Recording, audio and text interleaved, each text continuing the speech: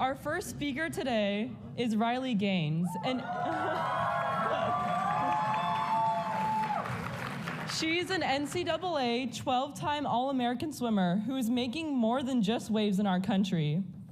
Like Riley, I am also a collegiate swimmer, so I fully understand how both mentally and physically challenging our sport is. Competition is never ending, and even after a season's worth of training, many are grateful to drop mere portions of a second. When we now must compete not only with hundreds of inspiring female athletes who dedicate so much to their sport, but with biological males, chances of placing start to fade. This injustice to women should no longer be tolerated. Here to ensure that we keep women's sports for women only, please welcome Riley Gaines.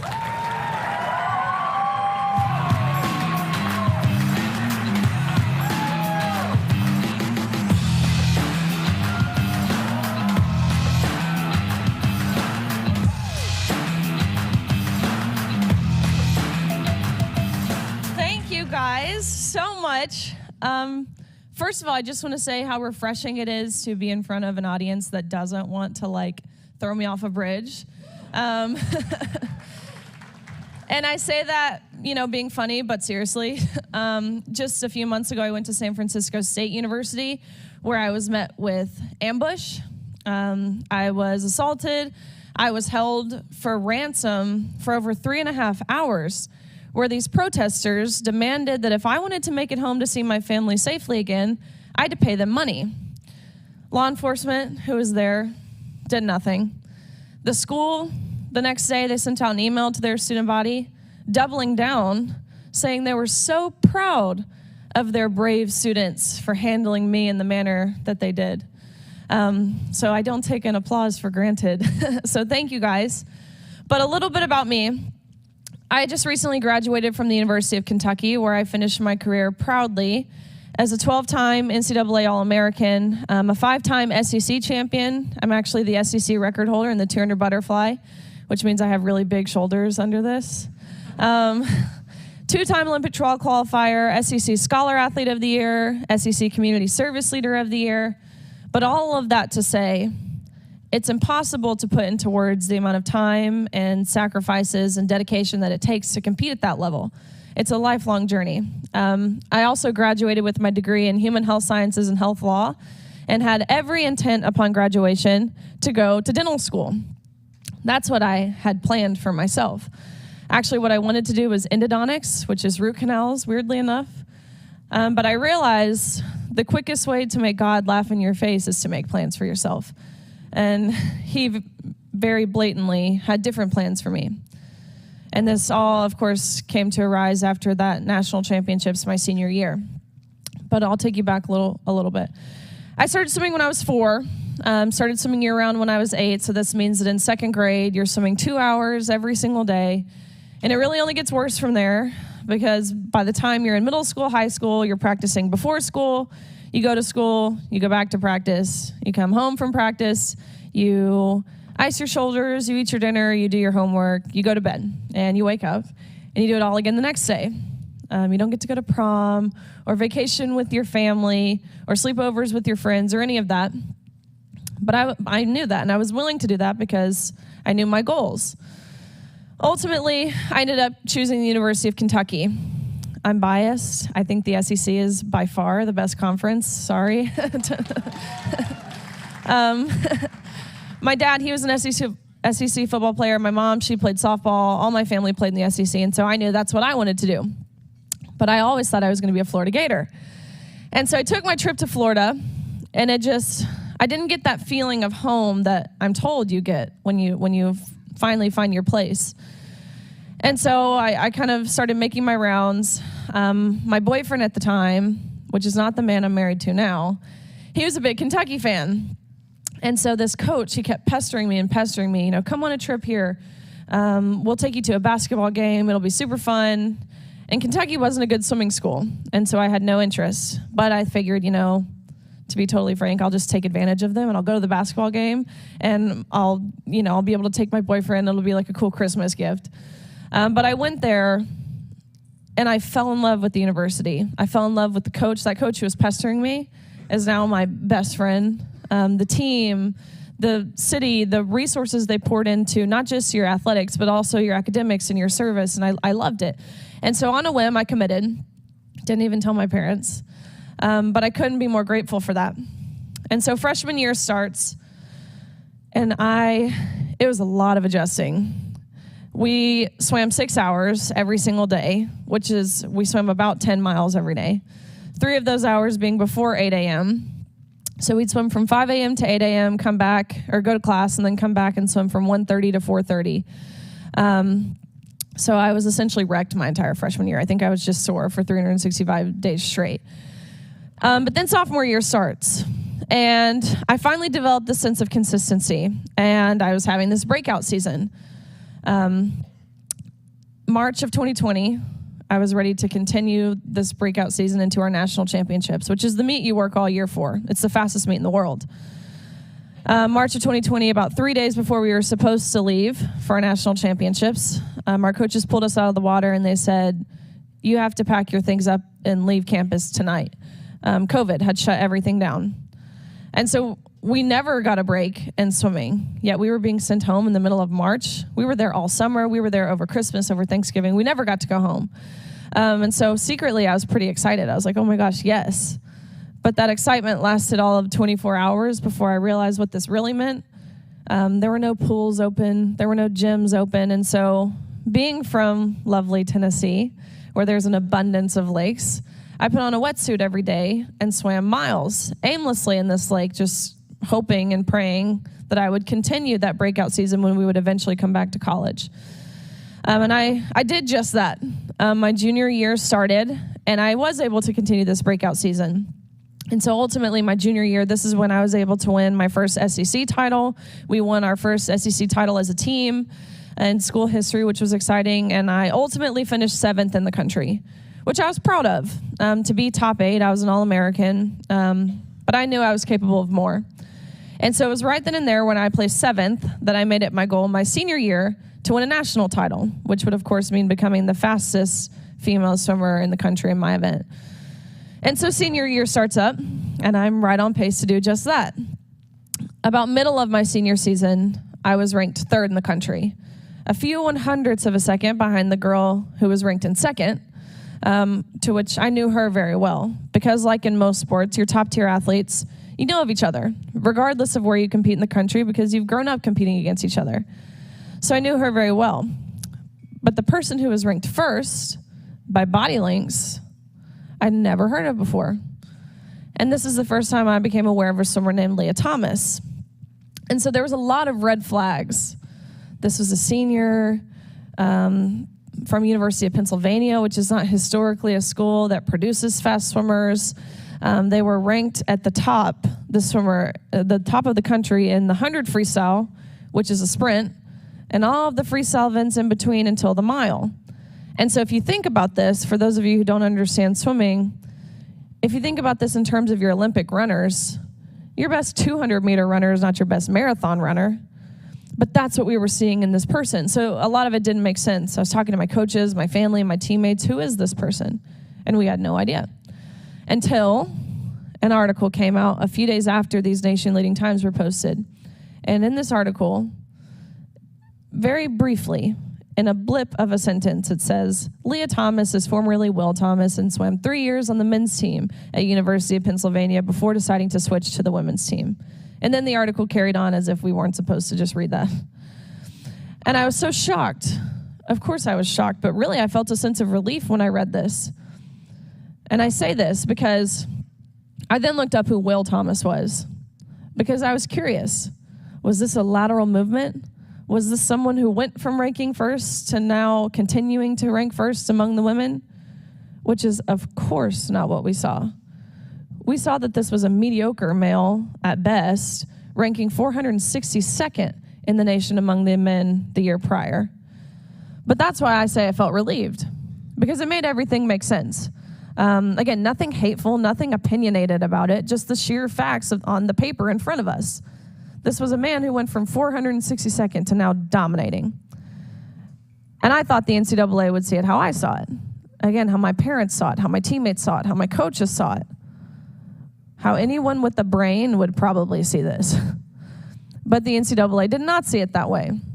They saw absolutely nothing wrong with allowing Thomas to compete with the women.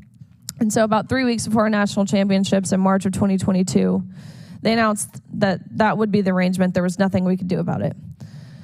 And so I got to personally witness and feel the effect that this infringement had, this injustice on my teammates and myself and my competitors. And I don't claim to speak for every single person on that pool deck, but I can wholeheartedly attest to the tears that I saw from the 9th and 17th place finishers who missed out on being named an All-American by 1 place. And I can wholeheartedly attest to the extreme discomfort when you turn around in the locker room and there's a 6'4", Wikipedia will tell you he's 6'1", that's a lie, a 6'4", 22-year-old man fully intact and exposing male genitalia inches away from where you're undressing.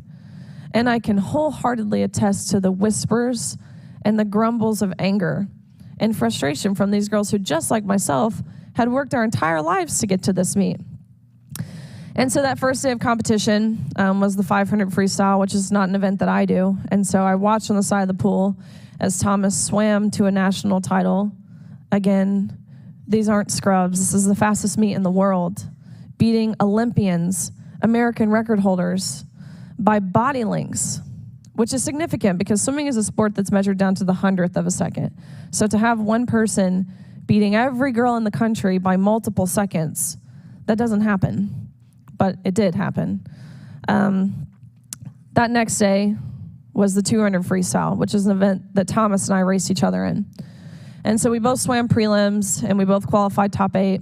He wasn't in my heat in the morning, but we both qualified top 8, and we came back that evening to race at finals.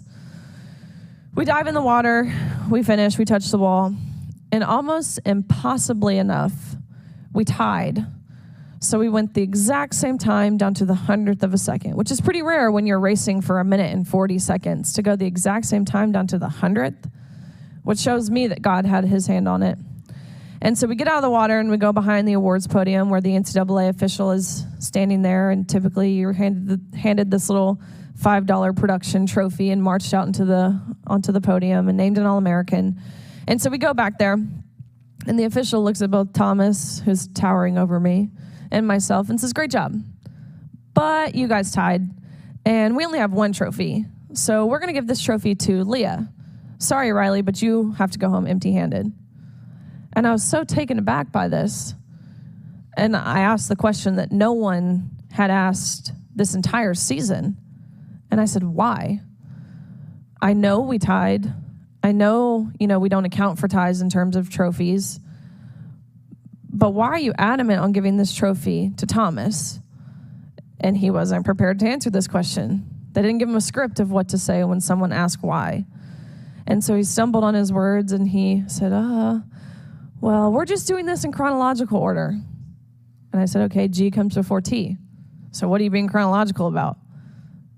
And I actually appreciate his honesty, because he looked at me and said, well, they've instructed us when pictures are being taken, Leah has to have the trophy. You can pose with this one, but you have to give yours back. Thomas takes the trophy home, end of story. And that's ultimately what thrusted me over the edge, because I knew all season, of course, the unfair competition was wrong.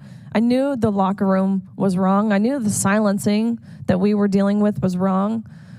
But when they reduced everything that we'd worked our entire lives for down to a photo op to validate the feelings and the identity of a male at the expense of our own, that's when I could no longer lie, because that's what they were asking us to do. When they were asking us to smile and step aside and allow these men onto our podiums, that was asking us to lie. I remember the moment distinctly. I'm standing on the podium sharing this spot with this man, knowing I have to give back my trophy and he gets to take his home, which I want to reiterate, I don't even care about the stupid trophy. I'm a 12-time All-American. I have lots of those at home. It's not the trophy that was the problem. Of course, it was the principle. But I had waited and waited for someone else to stick up for us. A coach, a parent, an official, someone with political power, someone who was supposed to be protecting us to protect us. But I remember the moment when it hit me that if we as women, we as female athletes, weren't willing to stick up for ourselves, how could we expect someone else to stick up for us? This has to come from us. And so that's what that looked like. And I know I briefly mentioned the locker room, but I think it's really important. We weren't forewarned we would be sharing a locker room. No one told us. We had no idea this would be the arrangement until we were in that locker room. And again, a 6'4", 22-year-old man was undressing inches away from us. It was feelings of belittlement. Of course, it's awkward, it's embarrassing, it's uncomfortable, but really it was betrayal. And so I immediately left the locker room and went out on the pool deck and found an official and said, look, I know the guidelines for the competition, but what are the guidelines that just allowed this man into our locker room? And so nonchalantly, he just responds back with, oh, we actually got around this by making the locker rooms unisex. And so then I'm thinking to myself, okay, one, by admitting you had to change the rules, you're admitting that this isn't a woman. You realize that, right? And two, unisex. So any man could have walked into that locker room, any coach, any official, any parent, any man who wanted to would have had full reins to be there. And bare minimum, we weren't even told about it. So that's what that looked like. And so there's a lot of reporters at that meet. I think we can all agree swimming is not a sport that garners media attention. But this meet was special.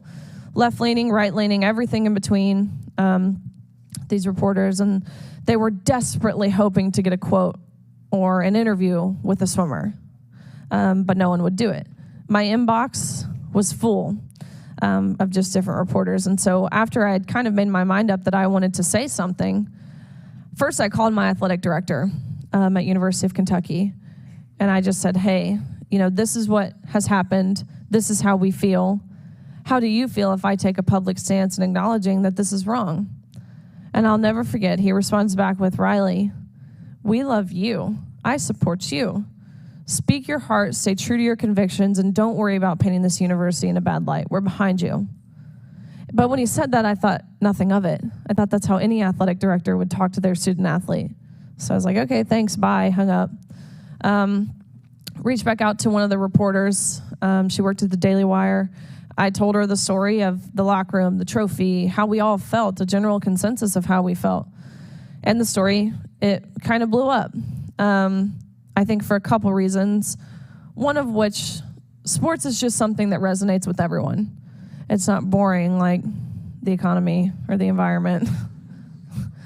And two, I think people got to see the severity of what we were dealing with. Because I think when you hear the term trans woman, you think of someone who is fully committed to transitioning and who has gone through the surgeries and has computable testosterone levels to that of a woman.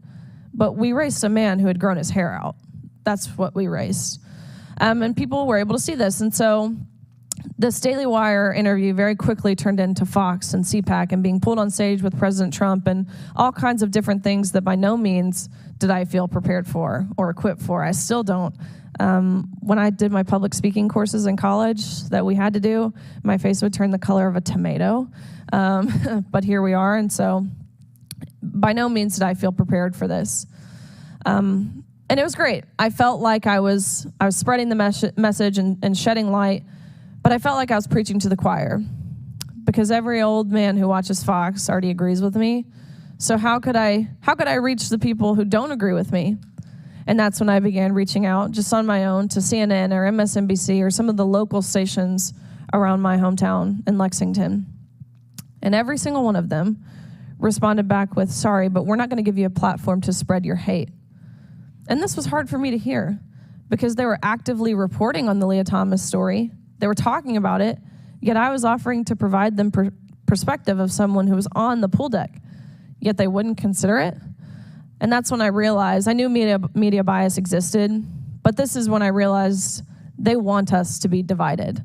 Make no mistake, they don't want unity. So I continued on kind of just saying yes to everything. saying yes to any interview. It could be a podcast with one listener, and I was saying yes just because I wanted to put us, and when I say us, I mean female athletes, the ones I was speaking for, in a position where we couldn't continue being ignored. I pretty quickly began to feel like I was kind of just complaining.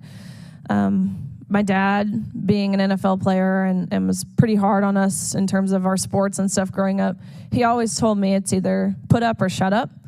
You can complain all you want, but unless you're willing to do something about it, then it's merely just complaining.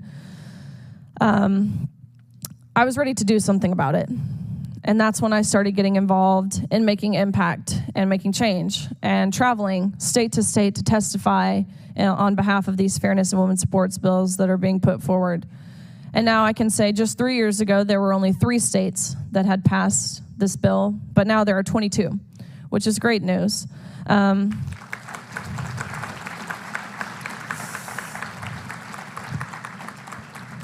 At the federal level, we of course have Title IX, which is a federal civil rights law that it prevents discrimination on the basis of sex. We have an administration in the White House right now leading this country who's rewriting Title IX to where it's no longer preventing discrimination on the basis of sex, it's preventing discrimination on the basis of gender identity. And so what this means in a nutshell, because it's broader than just sports, men can join sororities, men would have full access to bathrooms, locker rooms, changing spaces on campus, men could take academic and athletic scholarships away from women, men can live in dorm rooms with women.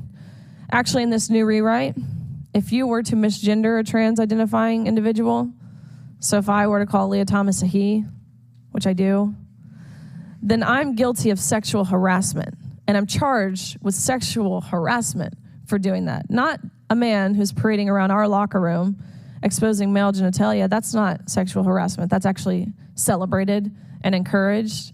But me calling a spade is sexual harassment. So that's what our administration thinks of girls and women.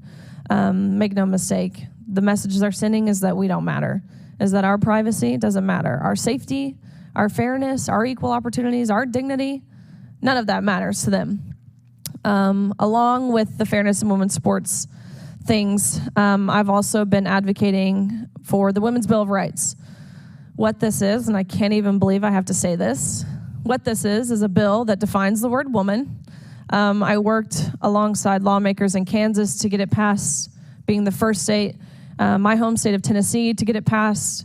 I'll be going to Oklahoma next week where Governor Stitt is signing an executive order for the Women's Bill of Rights. Again, crazy that we have to have a law that says what a woman is. We have a sitting Supreme Court justice who can't even do such because she claims she's not a biologist. Well, guess what? I'm not a vet, but I know what a dog is. That's the most silly thing I've ever heard in my life.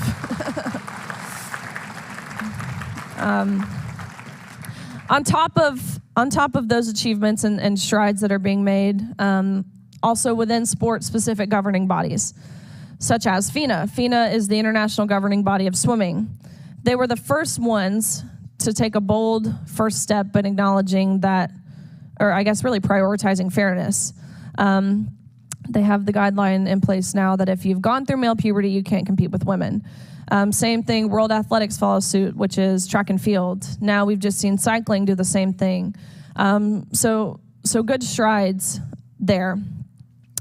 One more piece of this that I want to talk about, which I alluded to earlier, is the silencing that we dealt with.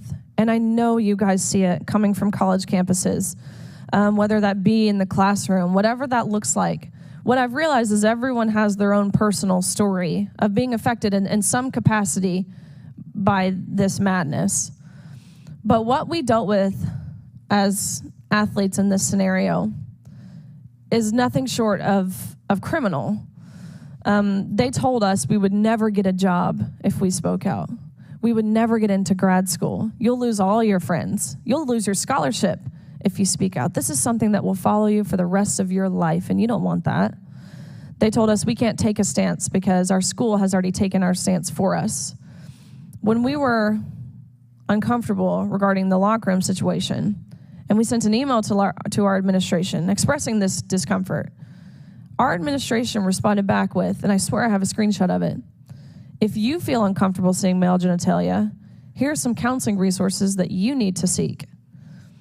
They told us that if you do speak out and any harm whatsoever comes towards Thomas's way, whether that's physical, mental, emotional, through social media, whatever harm that looks like, then you're solely responsible. And you would be responsible for a potential death. And you don't want that. You don't want to be responsible for someone's death, do you? Of course not. Of course not. But that's what they said to keep us silent. They told us we would be murderers if we spoke up. Let that sink in. And that's why it seems as if I've been a lone voice and a lone face fighting for this, because believe it or not, that's effective. It works. People set dreams for themselves and goals. Like me in dental school. When they told me I wouldn't be able to go to dental school if I spoke up, no dental school would want me, it worked. But that's not just happening in sports either. It's happening in the media. It's happening in corporate America. It's happening in academia. It's plaguing this country, which gets to, I guess, the bigger picture of asking yourself the question, why? Why is this happening? Being a Christian myself, I entirely see this as spiritual warfare. It's really no longer good versus bad or right versus wrong. It really is moral versus evil. And I looked that evil in the eyes in San Francisco. And it is violent. It is vengeful. It is hateful. It is soulless. And they do it in the name of love and inclusion and acceptance and tolerance and welcoming and embracing diversity and all of these different things. But they didn't embrace my diverse thought. Make no mistake, it's not loving to ask a girl to undress in front of a man. And it's not inclusive to take away girls' opportunities to compete and girls' spots on the podium and girls' roster spots. That's exclusive. So in regards to the silencing and the denying of objective truth, biblical truth, the breakdown of faith, the breakdown of family, the breakdown of our freedom, such as the freedom of speech, the changing of the language that we use, and peer-reviewed medical published journals, it's no longer woman or mother. It's birthing person, birth giver, cervix haver, uterus owner, menstruator, bleeder, chest feeder, bonus hole haver, I guess. I don't know. So let me repeat. The changing of the language, the silencing, the denying of truth, the breakdown of family, the breakdown of faith, and the breakdown of our freedoms. And there's other pieces to this, such as taking of the guns, such as mandatory vaccines. This is Marxism, textbook Marxism. And you open any history book and see how that turns out for any civilization, and it's not pretty. Yet the leaders of our country, this is the direction that they're taking us. Talk to someone from Germany or Russia or China or North Korea or Brazil or Venezuela or Cuba, and they will tell you what we're going through is the beginning stages, which should scare everyone, not to be a Debbie Downer. But that really is. That's pretty chilling to think about. And it took me being directly impacted to see it. And, of course, taking a step back and looking at the bigger picture. And, again, it's not just sports. It's happening in prisons. Men who are convicted of heinous, awful, terrible things, such as kidnapping, such as child pornography, such as rape, are realizing all you have to do to get into a women's prison is say, I am a woman. And they're doing that. And they're getting into these women's prisons and they're impregnating women. And it's happened in Kansas, New Jersey, Ohio, California, of course. In just recent weeks, there was over 1,500 men in California applied to be women. And that's not to say that all people who identify as trans don't struggle with gender dysphoria. But can we not acknowledge how the system that we have in place are allowing people to take advantage of it and take advantage of us as women, ultimately becoming the collateral damage in the process? It's also happening in sororities. At University of Wyoming and Kappa Kappa Gamma, and again, I'll be the first to admit, I know nothing about sororities. But these girls, they've allowed a man into their sorority house who he says a lot of awful, terrible things, and they're going through litigation, and so I'm not sure what parts I can release or tell you guys. But what these girls are going through, again, is criminal. And so, again, the bigger picture here is denying truth. I get called brave all the time, which blows my mind, because I'm saying the most simple things. It's something we learn in like 5th grade, right? Probably before then. Yet I get called brave, and it strikes me. And I couldn't understand why people don't see it how I do, until finally I realized that ultimately we're just scared of different things. The people who are calling me brave, understandably, they're scared of the cancel culture. They're scared of the labels. And I'll say, you do get called them. I get called transphobic, homophobic, racist, white supremacist, domestic terrorist, fascist, all of them. You get called them. But what's scarier to me than the labels is not standing firm in the truth.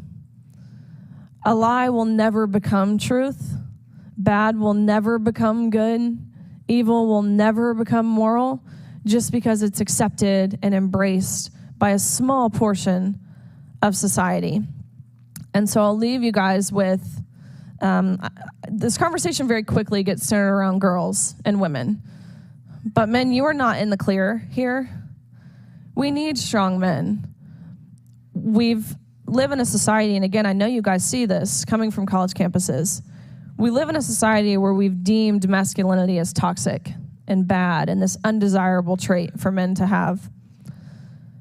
That could not be further from the truth. We need strong men. There's this saying, and it's hard times create strong men. Strong men create good times create weak men create hard times. And it's incredibly interesting because you can see this process play out throughout history. And we're in the part of the process now where weak men have created hard times. I think the last time we had strong men was in the 1940s during World War II, where we had men lying about their age so they could enlist in the war.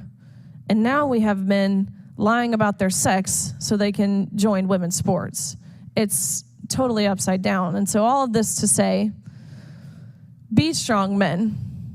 Be masculine men. I'll be the first to tell you that's what every girl wants. That's what I wanted, and I got one. We don't want frou-frou men. We want strong men. So I'll leave you guys with that. I'll open it for questions. Thank you. Thank you.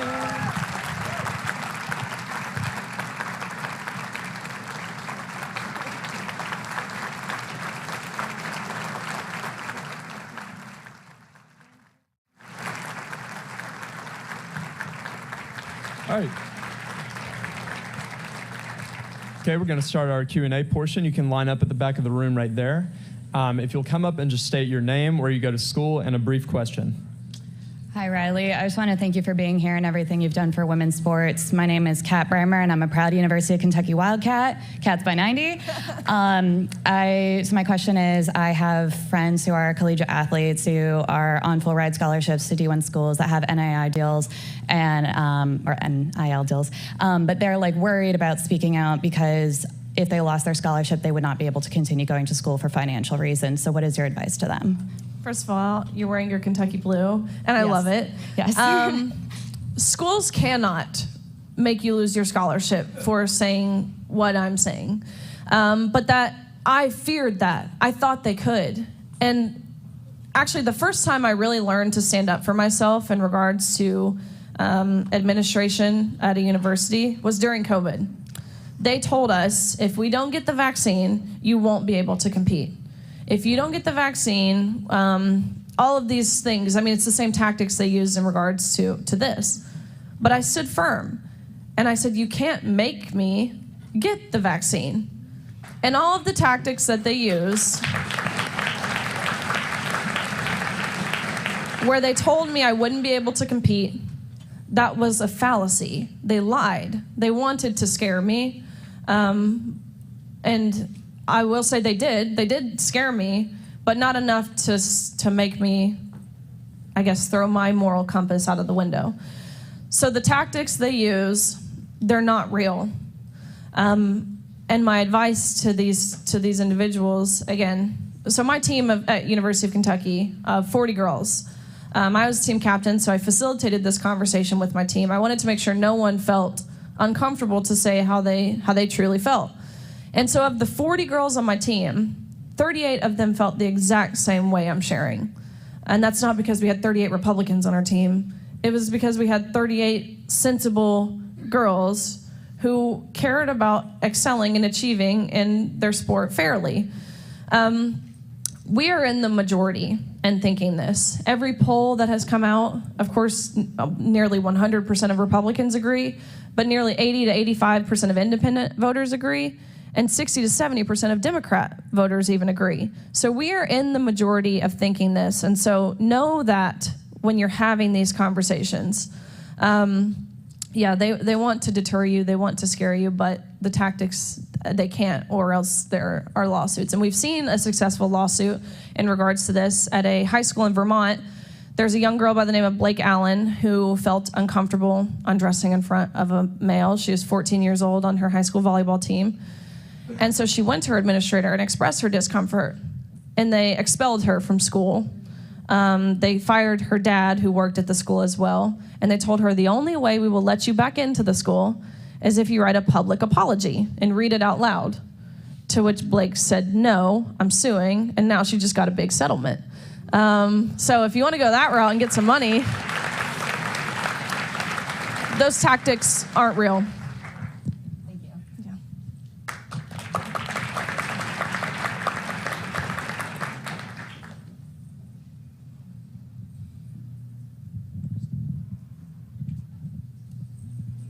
How's it going, Riley? My name is Henry Arthur. I go to Millsaps College. My question for you is, it's obvious that transgenderism and allowing men to compete in women's sports and everything else flies directly in the face of equal opportunities for women.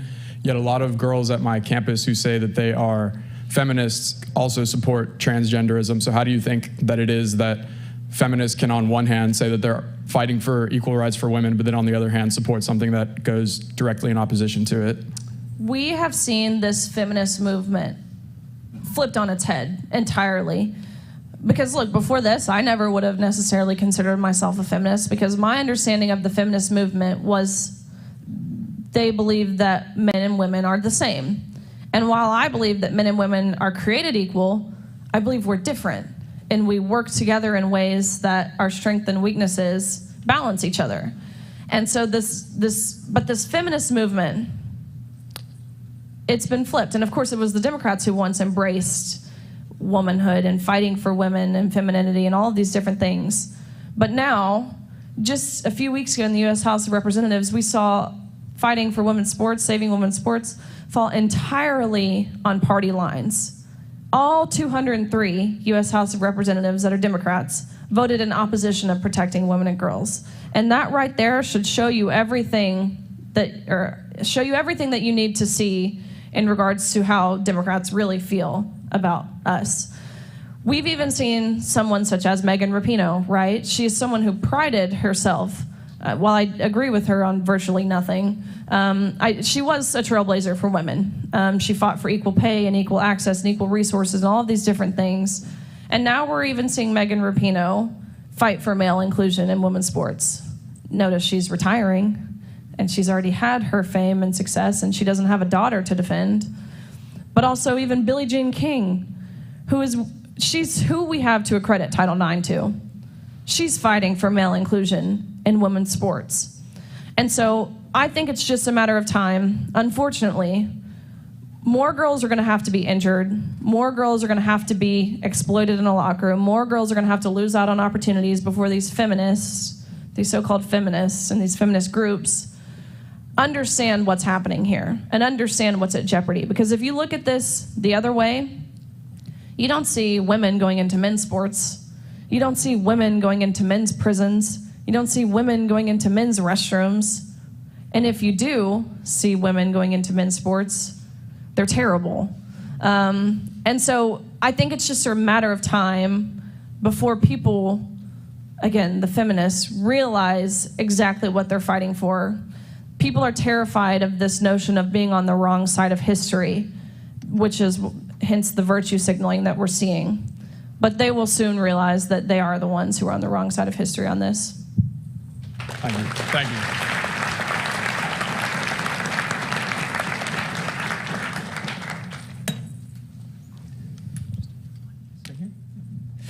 Good morning, Ms. Gaines. I just want to say, sorry if I start tearing up a bit, this is an immensely personal topic to me.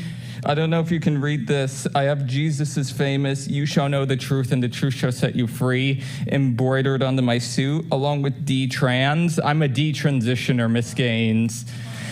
I have a special relationship with the gender ideology, and I just want to tell you that you are not alone in this fight. You are when you say you're brave, that's not an understatement. You are so brave for speaking out against this.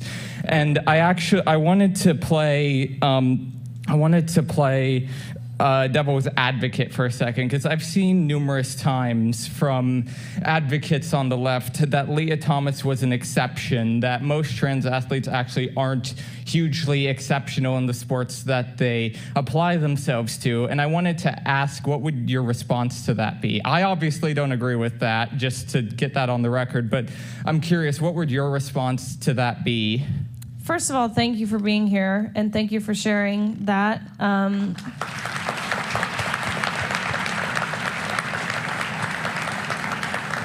Really, that's incredible, and I'm sure it's been a journey. My response to that, it's not about how good someone is. It's not about, are we only worthy as women if we're competing for a gold medal at the Olympics? It doesn't matter if they are winning every time. It's about taking an opportunity away from a girl, which every male on a woman's team is doing just that, taking someone else's spot. So that's what it's about. Even in the case of Leah Thomas, who that first day won a national title, the second day placed 5th, and the last day placed 8th. It was obvious that Thomas wasn't trying. And so men have that luxury as well, especially in the case of Thomas, where they can actively give their second best and still perform better than they could in the men's category, whereas women, if the roles were reversed, we could never do that. And so to put it into perspective, again, in the sport of swimming, we train our entire lives to merely shave a few 100ths of a second off. So that, of course, is you put into it your sport-specific training, but also your weightlifting, your diet, your sleep schedule, the social sacrifices. Everything goes into shaving a few 100ths of a second off. And if you compare the performance gap between men and women, let's take the world record holder of the men's 200 backstroke versus the world record holder of the women's 200 backstroke. Almost unanimously, across any sport where there's an objective time and distance, such as track and field or swimming, the performance gap is between 10 and 12%, which is a huge margin when you're fighting to shave 100ths of a second off. So that argument is disingenuous, and it shows what you really think about women to say, oh, well, you know, it's just middle school women's basketball. Who really cares? And I see that all the time when I'm testifying at the state level or federal level or whatever that looks like. And I don't think they realize how misogynistic that sounds, right? Just because we're a high school volleyball team, would you say that about a high school men's basketball team? No, of course not. So the argument of how good they are, I think it's disingenuous entirely. Thank you so much. All right, this is going to be our last question. Hi, Riley. I saw your interview with Jordan Peterson. I'm a big fan of Jordan Peterson, so I watch whatever videos I can of him. When I heard your story, I was like, this is me. I was a cross-country and track runner, but when I couldn't do that, I was swimming, and I had several instances of what you're talking about. When I was 15 years old, I was finishing swimming. I got out, and I got changed. About 30 seconds to a minute later, a man who identified as a woman walked in, and I thought, oh my goodness, if this person had been in here a minute earlier, he would have seen me naked. And I thought, I'm not safe. And so I went up to the front desk and I said, excuse me, but there's a man who identifies as a woman, and I don't feel safe. And they said, oh, the law's on this person's side. I went home to my mom. My mom was, of course, furious.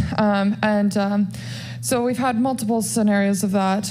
Recently, I was working at a kids' summer camp, and it was a similar situation, but this time I was responsible for watching 15 7-year-old girls and a man stripped naked in front of these 7-year-old girls. I went to my boss. I said, this is not safe. I don't know what to do. She went to her advisor, and the advisor said the law's on that person's side. And so with that, my question was, as someone who plans on being a mother at some point, I'm very scared for where this is taking us, and I was wondering, what can we do right now to protect our children? Because I was thinking, as a woman, when I'm older, when I'm a mother, what am I going to do when I wouldn't feel comfortable at the moment to leave my child in the bathroom, to go to the bathroom ever? First of all, again, thank you for sharing that. And that's what I was talking about earlier, when everyone has their own personal experience, which reminds me that mine and what we went through as swimmers is by no means unique. Make no mistake, it's happening everywhere, in every capacity, every state, all ages. So thank you for sharing that. What we can do, one, know where your state stands on this in regards to state legislature. As I mentioned, there are 22 states, most recently being North Carolina, that have put forth the Protecting Women's Sports Bill. But know where your state stands. Contact your state representative and your state senator and let them know how you, as your constituent, feels about this. So that one. Two, we can't shy away from the conversations. Too many times I see people, whether, again, it's through messaging on social media, or when I see someone in public and they'll briefly look around and they'll say, hey, thank you for doing what you're doing. We have to stop whispering. That's how we've gotten here, is because we've been quiet, we've been silent, we've allowed this to happen. We've allowed the minority to take the public square. But we need to take the public square back because, again, we are the majority in feeling this way. No sane person wants their daughter undressing with a man in a locker room. And if you do, well, then you're simply not sane, and there's another conversation that needs to be had because that's perverse, and that's disgusting, and that's sick. And so understanding that we are in majority, and know it's liberating to say the truth. Once I did personally, and I knew I didn't have to adhere to the guidelines or the authority figures who were trying to keep us quiet, it felt like a weight was off of my back. It felt like I mean, again, I'm saying the most basic thing. It's man and woman. It's the sheer essence of humanity, and they're asking us to deny that. Hate to break it to all of us in here. We're all here for man and woman. And no, it's liberating to say that. Have the conversations with your friends. Of course, do it in a way that's respectful and compassionate, and you can keep your composure, which I admit is hard.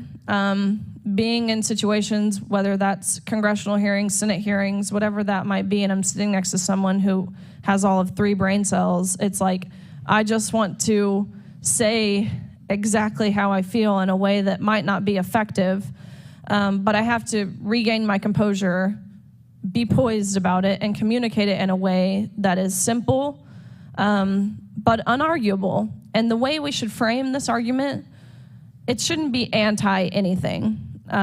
Even I see Republican lawmakers do this, where they'll say, this is a mental illness. And while I do agree there is delusion there, we're not getting anyone on our side when we just claim these people are mental, which, again, there is truth to that, and they do deserve mental health care. But we need to make this argument pro-woman and say, ask the question that no one dares ask of what about us? What about us as girls? Because that's what the left does. They say, what message are we sending to our trans individuals, to our trans youth? Combat that with, what message are you sending to girls? What message are you sending to us? And so what I found is that's been the most effective way to talk about this. And so all of those things, plus talking about it in an effective way, it's really undisputable, that's when the name calling comes in. When they can't dissuade from your argument, you will get called names, but you have to realize that it's just name calling. And at first it weighed on me, naturally, as it would anyone. When people would say, your hair looks like extensions, I'm like, that's a compliment because this is my real hair, I guess. But it takes a while before you realize that the people projecting their insecurities are doing just that. Because they can't dissuade from what you're actually saying, they'll resort to personal petty attacks, which ultimately say more about them than it does about you.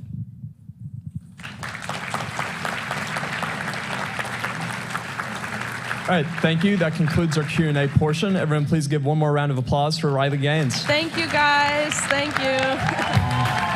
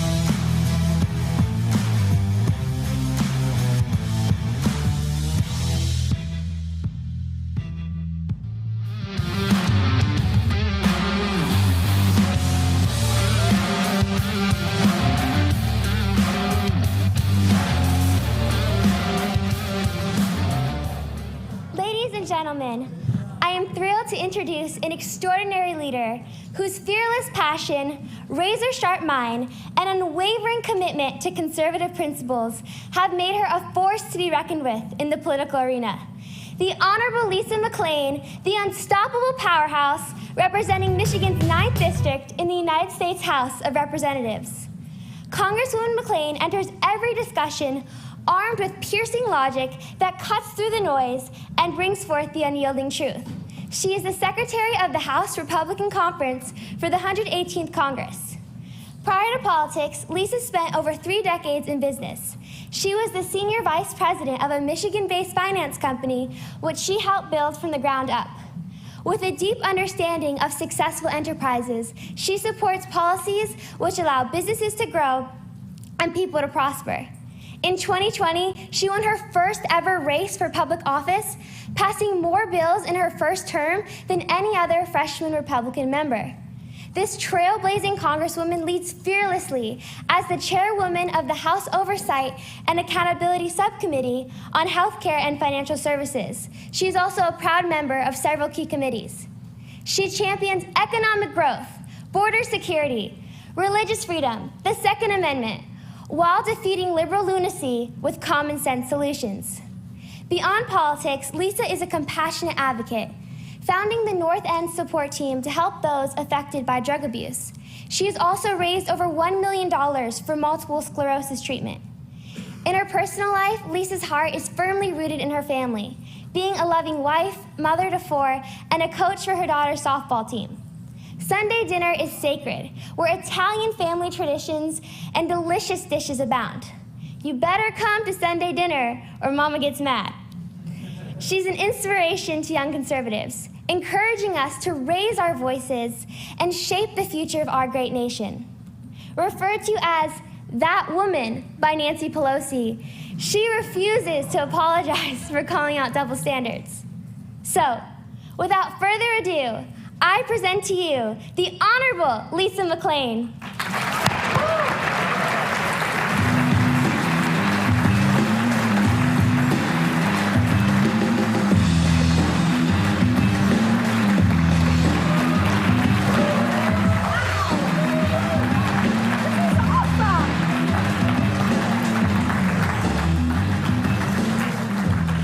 Wow, there's quite a few y'all here. Am I right? Like 44 different states and 6 countries? Who's here from Michigan? Anyone from Michigan? Woo! Are we blue or are we green? Oh, okay, all right. We're already starting with a little controversy. That's all good. Thank you all for being here. I think it's great. I think it is phenomenal to see you. I'm honored to be here at YAF's 45th National Conservative Student Conference. This is amazing. I heard it was sold out. They were turning people away, which gives us a lot of hope.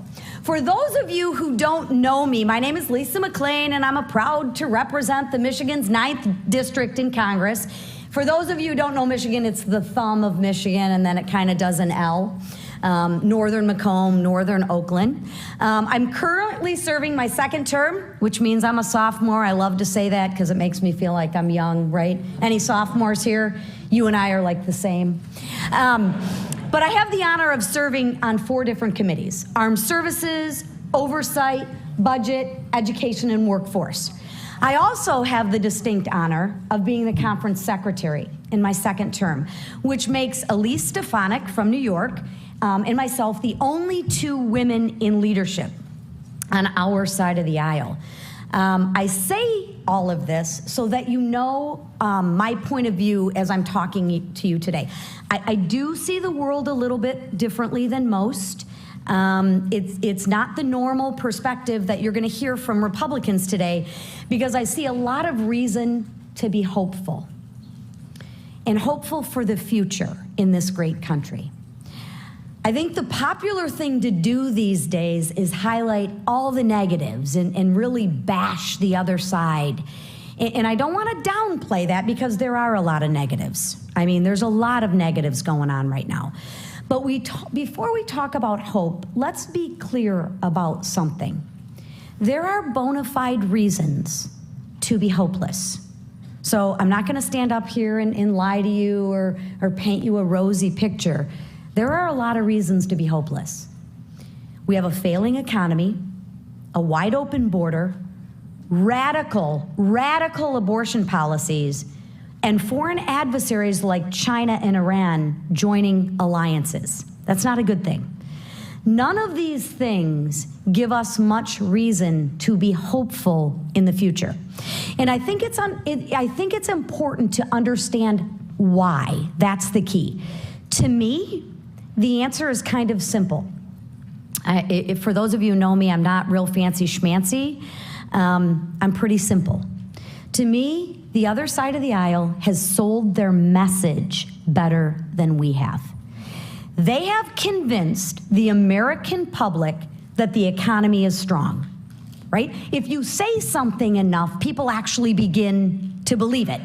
They have downplayed the border crisis. They have treated the Chinese and Iranian threats as good things. How you can do that, I have no idea. And worst of all, they have brainwashed young people into thinking abortion is about health care and that you're really not killing babies. You know, it's just kind of a clump of cells, right?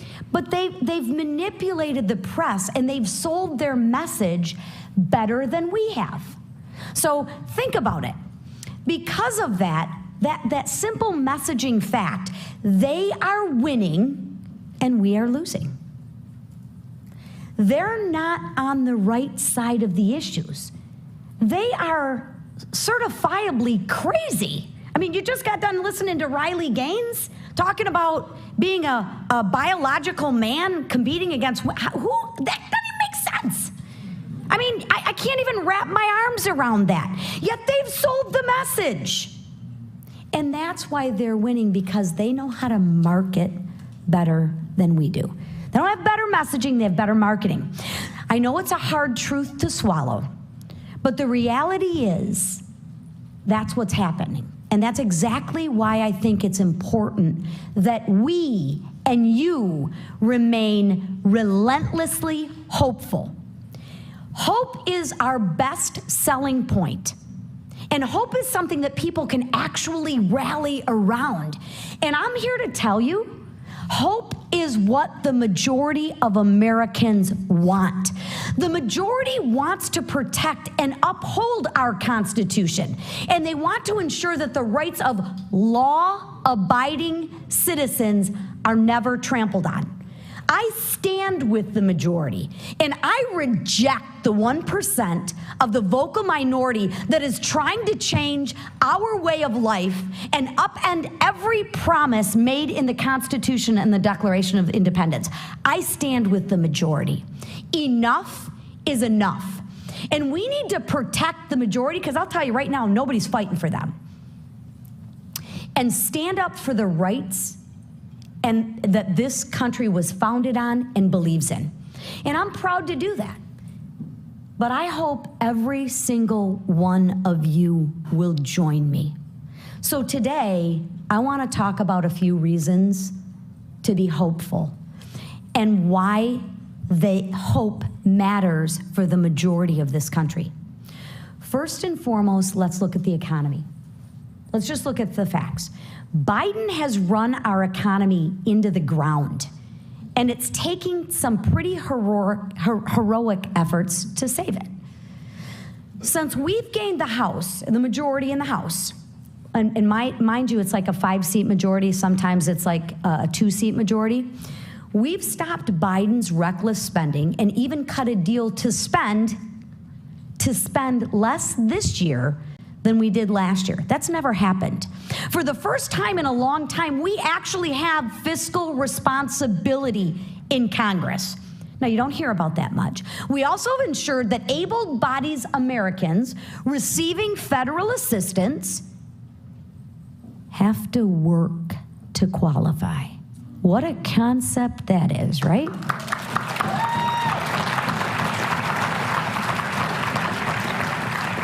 And why? So they're contributing to our economy and not draining it. Because think about it. It is your economic systems that give you your social program. People, the more people we have working, I know that's kind of a bad word these days, right? The more they pay, say it with me, taxes. And just out of curiosity, what funds our government programs? Taxes, right? The government produces what? Nothing. They don't make a widget. They really don't produce anything. We are giving people a hand up rather than a hand out.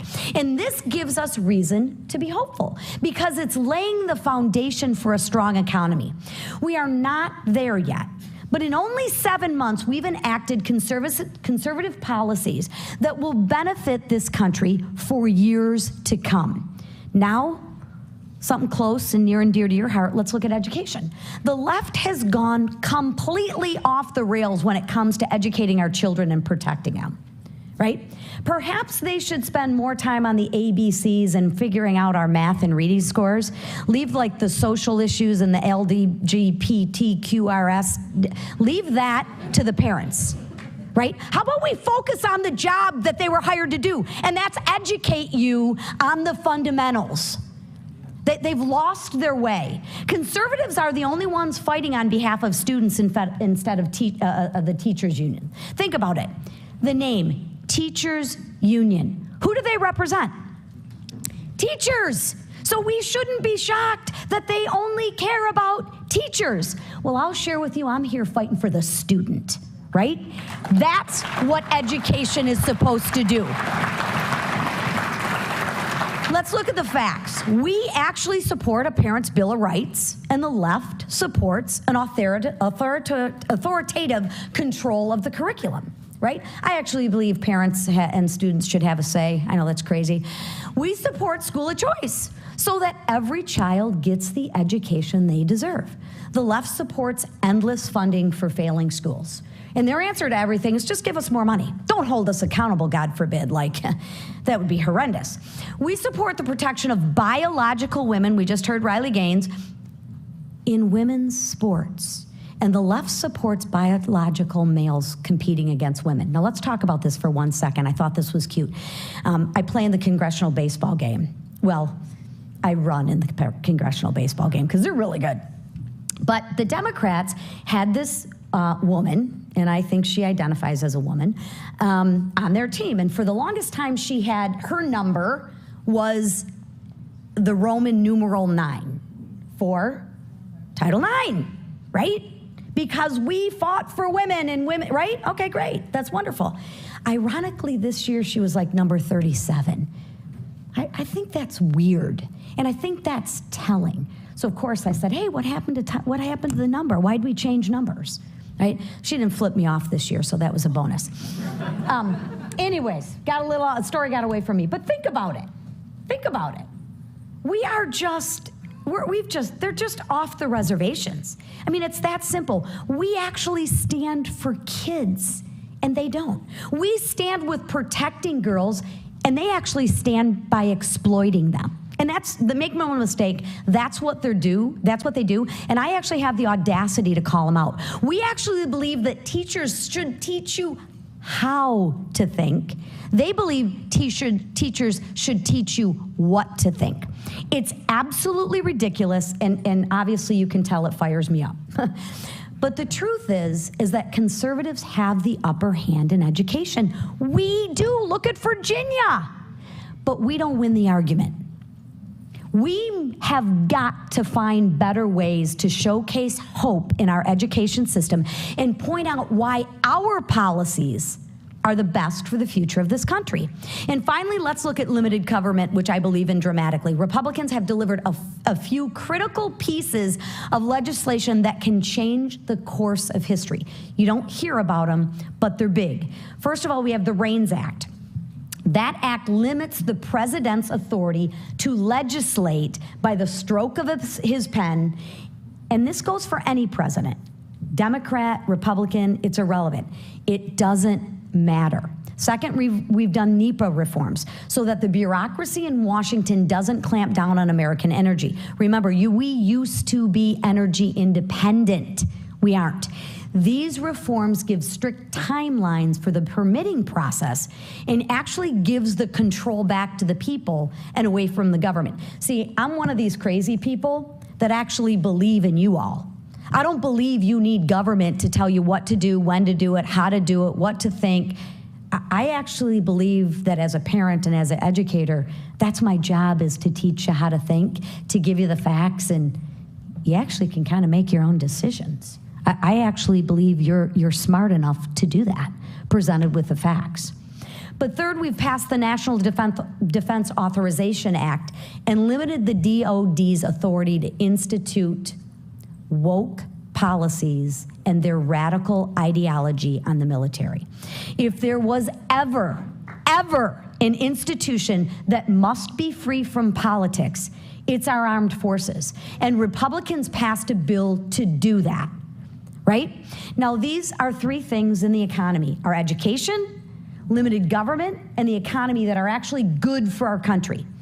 So my question is very simple, but I want you to think about this. Why aren't we talking about it? Our side has had the bad habit of focusing really intently on the policy victory and then never speaking about it. And that's why we lose. We lose because we're afraid to lead. We lose because we're afraid to get in a debate. We lose because we don't correct the truth with the other half of the truth. We have got to talk about our wins and never stop talking about that. There is always something more that we can do, but we can't forget the good things that we have accomplished. And that's where I believe all of you come into play. You, and I want you to hear me on this because this is critical. You are the next generation of leaders. It's not me or anyone else in Congress. With all due respect, I'm already here. And that means I'm on the back nine. You are on the front nine. It's your opportunity, and dare I say responsibility, to lead this country forward and save it from a radical future. The country needs you, and we need your voice. I believe we are at a critical inflection point in our nation's history, similar to where we've been before. And I want you to think about this. Any history majors out there? Oh, okay, not a lot, but thank you. Thank you. I want you to think about this. During the revolution, when our founding fathers fought tooth and nail to secure our future, they had to make decisions to lead. They had to be brave, and they had to sacrifice. The Declaration of Independence was a death wish, think about this, for every man that signed it. But they did it anyways because they had the courage to lead. When Abraham Lincoln was in the midst of the Civil War and he was desperately trying to keep our union together, he went ahead and got the 13th Amendment passed through Congress that put both his career and actually his life at risk. But he did it anyways because he had the courage to lead. Dwight D. Eisenhower was staring down a Nazi takeover of Europe and knew action was needed. He led the heroic D-Day mission. Why? Because he had the courage to lead. And when the Cold War was entering the new decade of the 1980s, Ronald Reagan stepped up and negotiated with the Soviets and avoided nuclear destruction. Many thought his diplomacy was weak and that he would lead us into World War III. But he pushed ahead anyways because he had the courage to lead. And that's what each and every one of you must have right now. You are facing tough odds. You are in the minority right now because A, you're conservative at college, right? I mean, there's everything. I mean, you are clearly the minority. You are facing tough odds, and I know it's not easy to be a conservative, and to lead. You're constantly battling uphill at your schools, many with your teachers, and many of you with your peers. And you're written off as uncaring, mean, right? You don't care about women. You don't care, right? People call you names. I can't tell you all the names I've been called, and I'm sure you've been called a few, because of your political beliefs, even though you're on the right side. But guess what? The adversity you face is really and truly not that much different than what every great leader has faced in their lifetime. Think about that for a minute. You just have to make the choice to be courageous and to be leaders, because I will tell you, people will follow. We just have to give them a good message to follow. The fact that you're here at this YAF conference is a good indication that you are ready to lead. Now, you must do is take the baton and run with it. The conservative movement needs you to have the courage to lead. And our country desperately, desperately needs it, and we need you. It is your time. Be courageous and have the courage to lead. Thank you.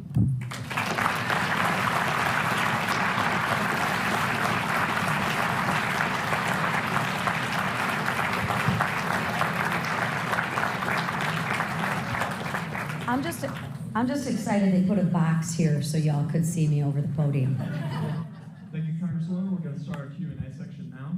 If you guys can line up in the middle of these two rows here, and if you can come up and state your name, where you go to school, and a brief question.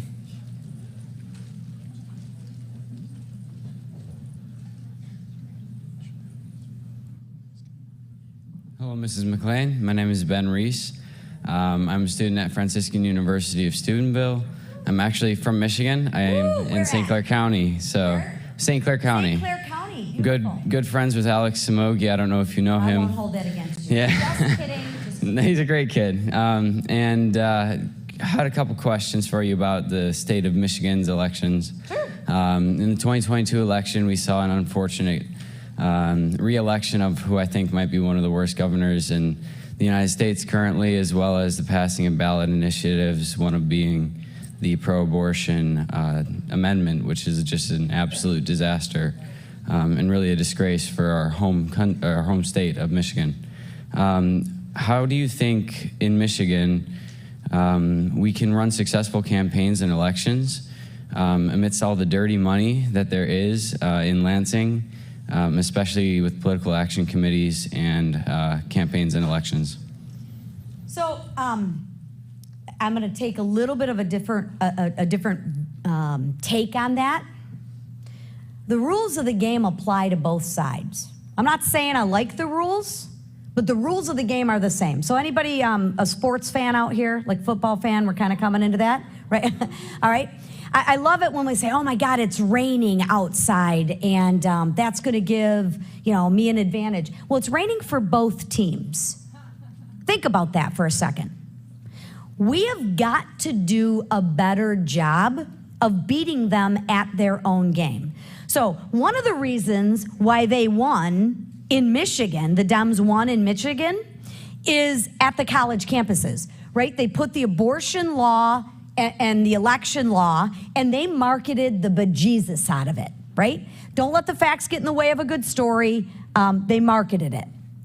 Then what did they do? They went around to college campuses, registered everybody, and they had lines outside the door. They were mobilized, they were organized, and they kicked our butt because of that.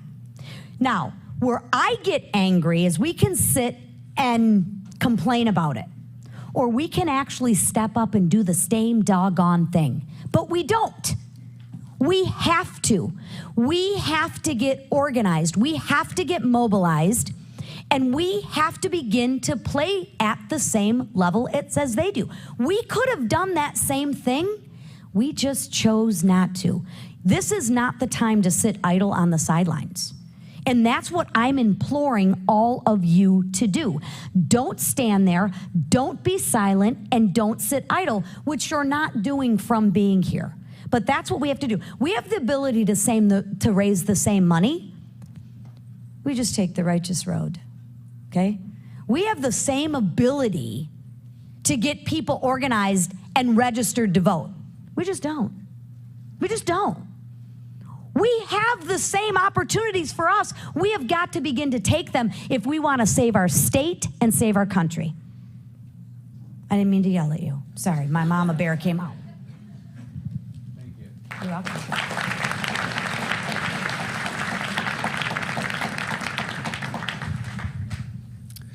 Hi, my name is Dolan Bear. I go to Wheaton College in Illinois, but I also live in Michigan, like the previous guy. And I worked for John Molinar, who's another congressman there. Nicest man in America. Yeah, he's great. And you had talked about policy victories, and we have an election coming up for Senate in Michigan.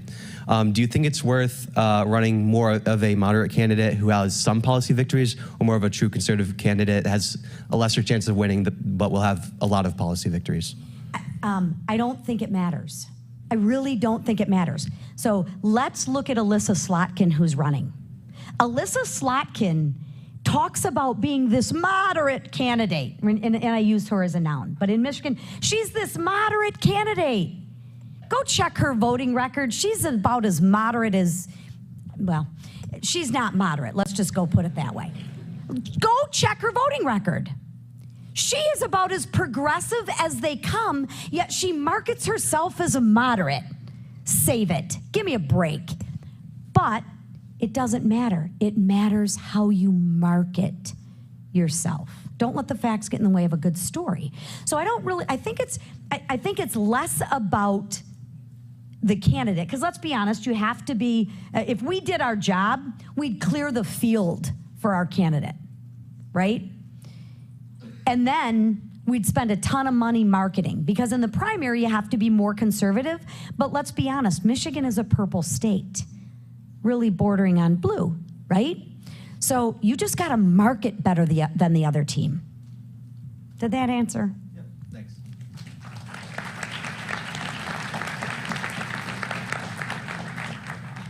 If you're not from Michigan or have any Michigan ties, you don't get to ask a question. I'm kidding. Hi Lisa, my name's Jack and I'm from the UK.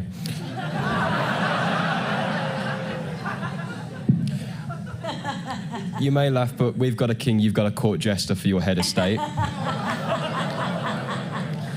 Anyways, to business. My party believes in what you believe in. High growth, low tax and secure borders. Reform UK, formerly known as the Brexit Party, Nigel Farage. My party is against central bank digital currency. What is yours and your party's stance on central bank digital currency? The biggest issue I think we have is the dollar and the value of the dollar, right? That, God bless you, that gives us our economic and our competitive advantage, is that the dollar. The United States, I'm talking selfishly, I'm talking about the United States. I don't like it. I want to keep the dollar. I want to keep the dollar as the world currency, because that's what gives us our competitive advantage. You're looking like that didn't answer your question, though. No, do you know what central bank digital currency is? I do. Okay, so do you believe in central bank digital currency, or you're against it? I believe, one, that we have to have a currency that works for our country. So I look at it from the perspective of the United States of America. You can do what you want, and I don't mean this you personally, overseas. But for me, the only currency I care about is the US dollar. And I'm not saying that to be rude or disrespectful, but I want to win. And for the United States to have its upper hand, I want the US dollar. You guys do whatever you guys want to do over there. That's your business. My business is I want to keep the dollar number one.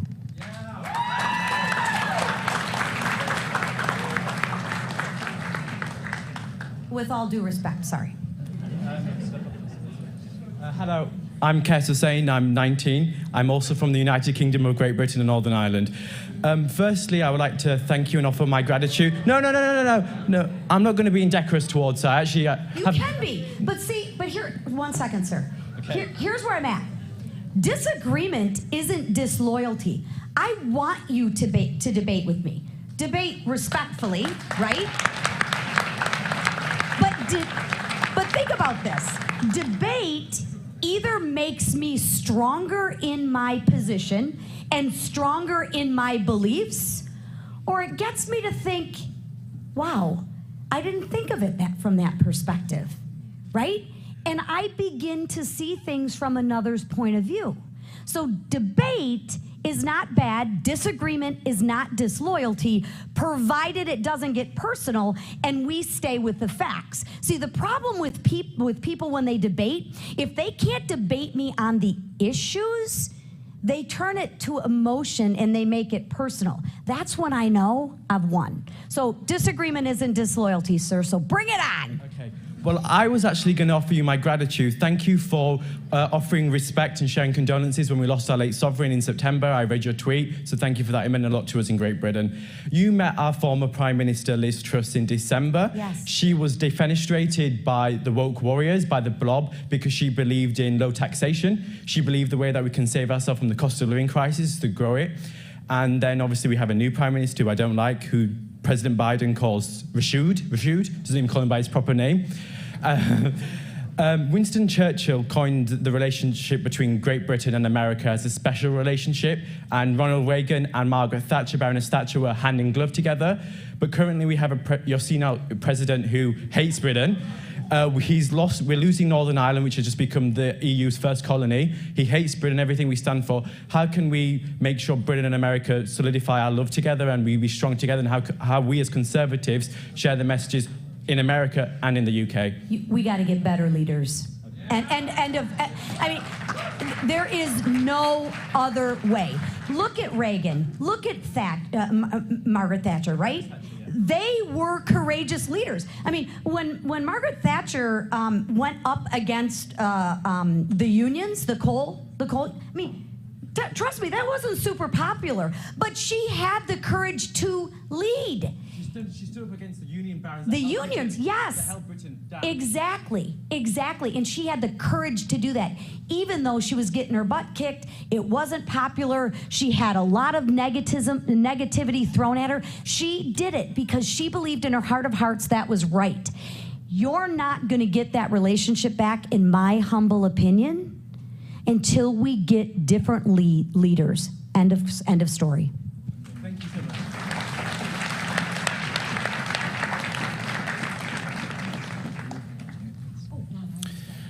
Hello, Congresswoman. Thank you so much for being here to speak with us. My name is Sean Kim, and I currently graduated from Sonoma State University. My question to you is, in the future, I want to become a congressman, and what advice can you give to me or others who may have the same goal? I think there's 3 things that it takes to win. 1, you have to be a good candidate. Okay, well, really, what does that mean? What that means is you have to have a good message. You got to know a lot about a little, right? No, excuse me. You got to know a little about a lot, right? Because in my job, I have to understand economics. I have to understand healthcare. I have to understand foreign policy. I have to understand Social Security, Medicare, Medicaid, healthcare. There is so much on a daily basis that you need to know. You don't need to know it in depth, right? But you need to understand it conceptually. So you have to be a good candidate, which means you have to study and you have to know the issues. Second, which I think is actually most important, this is the how, you got to have a good message. If you don't have a good message, no one is going to vote for you. No one. And you got to be able to have the courage to talk about that message and get heckled about that message. And you have to have some really thick skin, because if people, again, can't beat you on the issues, they are going to come after you and your family personally, and they are going to attack you. But who cares? Because that tells me I am kicking your butt, right?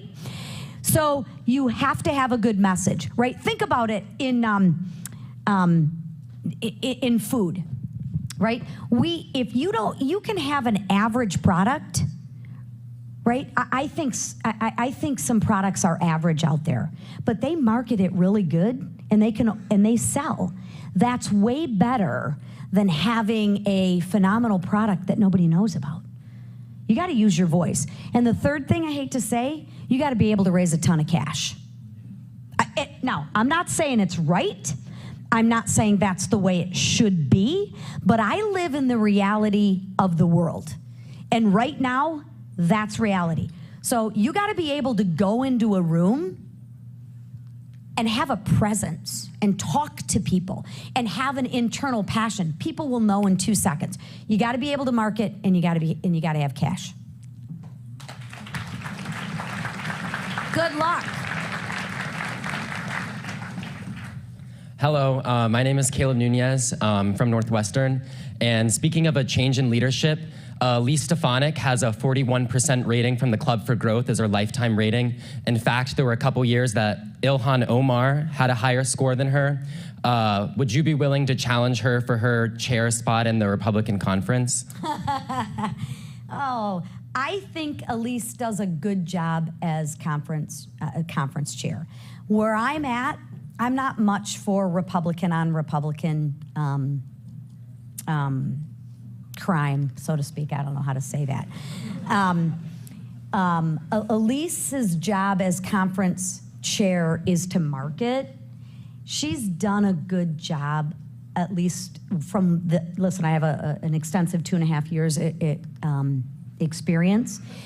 But with that, I have 2.5 years of experience. So I think there's a lot to learn from people, not only on what they do right, but sometimes more importantly on what they do wrong, right? There's a lot of lessons that you can learn from your mistakes, right? If you talk to my husband, I'm perfect, but I've made a lot of mistakes. The answer to your question, though, is I do want to move up in leadership, and I think life's a matter of timing. And I never close any door, right? So I can't tell you my next goal is to take Elise's spot or to be Speaker of the House or to be Governor of Michigan. Or my goal in life is to always be prepared for the next opportunity that asserts itself.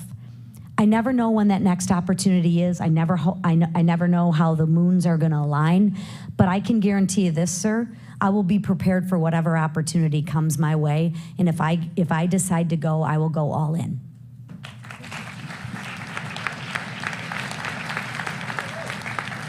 That was a tough question, too. That was a good one. Hi, my name is Andrew Fommel. I am a student at the University of Iowa. I have seen some concern recently that House leadership is trying to slow walk the release of the 12 appropriations bills so that spending might possibly go over the agreed upon spending limit.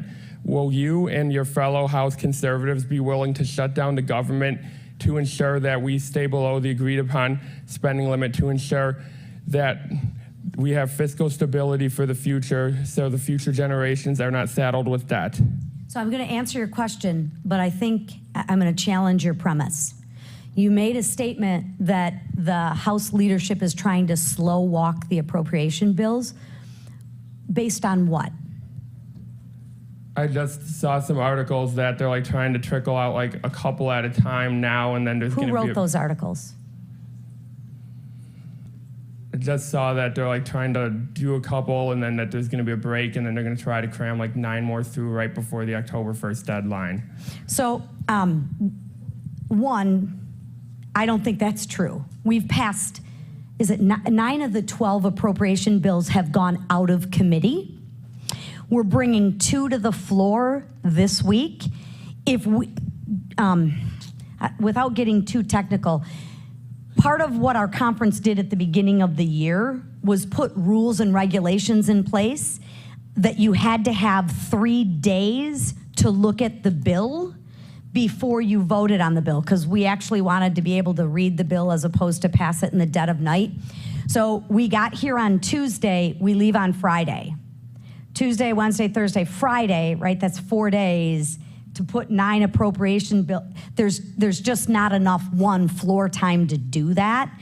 Number one. Number two, we have this thing called an open amendment process, which is very, very different than we've ever had before, which means that if my amendment is germane and it's single subject, I can, or anyone can, offer that amendment on the floor. And as you know, those amendments need to be debated. They need to be voted on. That all takes time, and the only thing we can't make more of is time. So we might have, like for the NDAA, we had 1,500 amendments.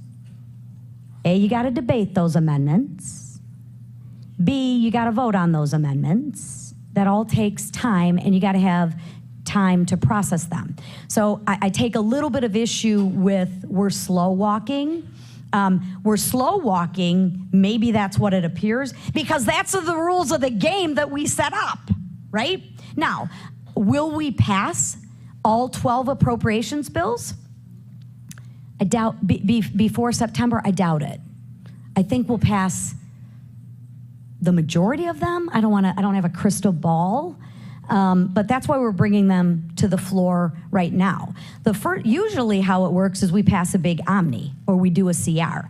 I can assure you we're not going to get into a long-term CR, but I can assure you we've already, with the appropriations bills that have gone through committee, are funded at less than last year's numbers and even less than what we expected, right? So you have the 1% reduction. A lot of those appropriation bills are actually even less than that. I mean, we have made some severe cuts. One thing I would share with you, do a little bit more research than just the headline in the paper, because there's a lot more that goes into the making the sauce of slow walking the bills. I wouldn't say we're slow walking anything. I think we're following due process, and that's why we've been here. Like I've been home like maybe 2 weeks in the past 4 months. I don't think we're slow walking anything. So I disagree with that premise, but I don't think we're going to shut the government down. And I think we're not going to shut the government down because you look at the Thomas Massey bill. You familiar with that amendment that got in the debt ceiling? It said that if we don't pass all 12 appropriation bills, if we don't pass them, an automatic 1% cut will go into effect. Automatically. We all voted for that. That's given. So if we don't pass all 12, automatically 1% cut. So the Dems and the other side can't use the fact of, oh my God, you're going to shut the government down. You're going to shut the government down. And as a thing, just as a side note, what does shut the government down mean? I mean, you're going to hear, oh my God, nobody's going to get the Social Security check. Wrong. Wrong. Everyone's going to get their Social Security check. Wrong. Don't let the facts get in the way of a good story. Oh my God, we're not going to be able to get their military benefits. Wrong. Don't believe everything you read in the media because they don't know what they're talking about half the time. So I don't think the government will shut down. I don't think we'll pass all 12 before the end of September, but I think we'll pass maybe 9 of them. And again, think of what happens. We have to pass the appropriation bills to get into conference, right? To give McCarthy a hand to negotiate with to pass a good bill. Does that make sense? Yeah. Okay.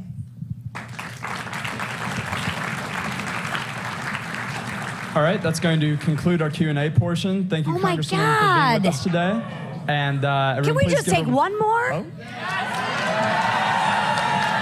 If you guys can't figure it out, I like I'm sorry, to talk. but we're really out of time. Everyone, please give her one more round of applause. Thank you very much. Thank you.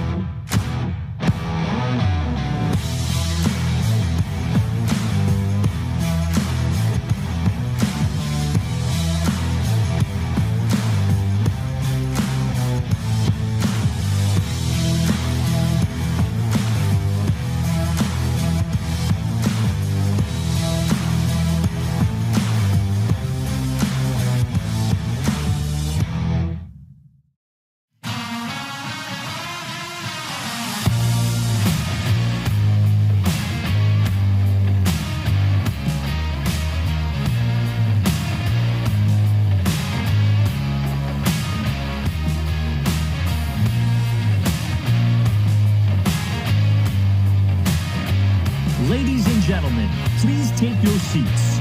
Our morning program will begin shortly.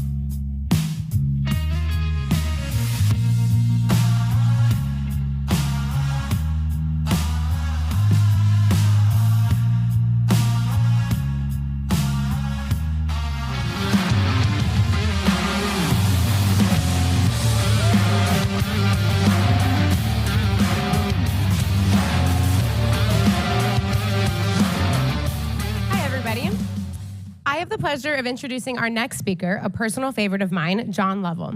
John is the founder and CEO of the Warrior Poet Society, a values-based community dedicated to physical protection, the pursuit of truth, and living for higher purpose. Having served in the 2nd Ranger Battalion, he's a former war veteran and special operations soldier. After his military service, he served as a Christian missionary in Central America. I hope you're ready to hear some hard truths, some good dad jokes, and some great advice. Please give a rowdy yaff welcome to John Lovell.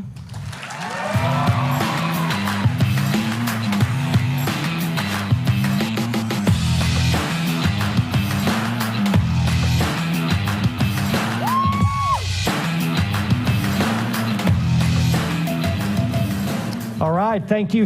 Today I'm going to be fiercely practical. I'm not a politician. I'm not running for political office. I don't need any of your votes. And so I'm just going to say whatever I want. And so they had me here last year. We had a rip-roaring good time. We're going to do it again this year. And maybe, just maybe, they'll even invite me back. But I have this habit of saying exactly what I think. And I didn't want to just do some kind of political pep rally. We all get jazzed up, but then we leave and we're not really sure what to do about it. I want to give you stuff that you can actually do when you leave. Wouldn't that be nice? For one, I feel helpless a lot because I feel like my country is just going down in flames. My way of life, the values that I absolutely adore and live and one day will die by are just getting trampled on in the public square, and I feel like I can't do anything about it. You know, I don't want to just be told of like, call your congressman, vote red, you know, like, what can I do? You know, and that's kind of what I feel like. And so we're talking about freedom today, and I want to talk about how you can seize your freedom. My wife and my kids and I were at the Korean Memorial yesterday, which is really awesome. We saw the Vietnam before. They really got more budget for the Korean Memorial. That has nothing to do with anything, but I was there, and it said, etched right there in the memorial, freedom is not free. You know that already. Freedom's not free. Now, this is something that's crazy because this is dawning on me over the last week. Before I thought of like, okay, freedom isn't free. That means soldiers go and they fight, and if they do well, I get to be free. You get to be free, right? Because soldiers fight for it, right? Well, you also have to fight for your own freedom. This should be a little bit revelatory for you of like, no. Freedom is no like real guarantee for you personally. You have to grow into your own freedom. Think about it. You started as a baby. How much freedom do babies have? None. You just stay there throwing up on yourself, blinking like a little fat slug, you know? I adore babies, by the way. I used to be one, just thing. But this is how men's men talk about babies. So it is with endearment that I call them little fat blinking slugs. I love them as I even say it. But you know how much freedom? You're a fat little baby. You can't do anything, right? Then you grow up and you gain some freedom. One day you can drive and you're like, oh, the world is mine. I'm free, baby. You know, but you're super broke. And so you can just like drive around a little bit and then you go back home. I have no money. I'm not free to live the life that I want to do. And you feel like, oh, if I just keep getting older older and I keep getting more responsibility, then I can gain more and more freedom. And that's what you want, right? Freedom is something that we have to earn. It's something we have to pursue. It doesn't mean your life is free of suffering. We have this entitled perspective in America that if I'm free, then everything's just handed to me. And that's such a spoiled and idiotic, naive notion. Let me just tell you plainly, as if I speak any other way. Freedom just means that you're uncapped. It means that you got this clear horizon of opportunity, but you got to get out and earn it. You got to grow. It's as if here in America, we should be uncapped in our freedom of opportunity. That's all you got, is the freedom of opportunity to grow more and more free. This whole speech is about how you grow from where you're at now to becoming a more and more free individual. You're not as free right now as you could be. I'll tell you how, but you're not as free right now as you could be. Now, if you grow in personal freedom, then you're able to help other people grow in their freedom, and then you're able to help protect a whole nation's freedom. But it's not just by default. You got to suffer. You got to fight for it.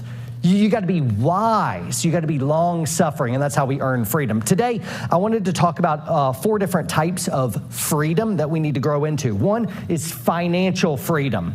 2 is physical freedom. 3 is spiritual freedom. And 4 is mental freedom or psychological freedom. These are in no particular order, but that's how I'm rolling. And so buckle up. There is this old picture I saw. I looked for it on the internet. I couldn't find it, and then I gave up because I hate the internet most of the time. But there's this picture of a lion, and he's in a cage. And then there's a lion, out on the savannah, prowling and doing lion stuff. And then the caption said, one of these lions is guaranteed safety and food, and the other one is guaranteed nothing. But one lives in a cage, right? One is given all of its needs, and it just lays there being a lion, posing for, I guess it's not selfies because the lion doesn't take posing for pictures, right? But it's not free. Now, a lot of young people are lulled into thinking that the zoo would be a nice place. How cool would it be to just be taken care of by the zookeepers? And it kind of has some perks. Kick up your lion feet. That's a weird thing to say. Kick up your paws and allow all your needs to be met. And maybe that'll feel pretty good until one day you want to actually get out a little bit, stretch and see what else is out there, right? But you can't leave. And then lots of other people crowding in to this kind of system. You can see with this entitled living where you're not free, the zoo becomes overwhelmed. And then there's not as much food and conditions get really, really bad. And this is just a cautionary tale of what socialism does, and it can be absolutely terrible. For most of human history, the king owned the land.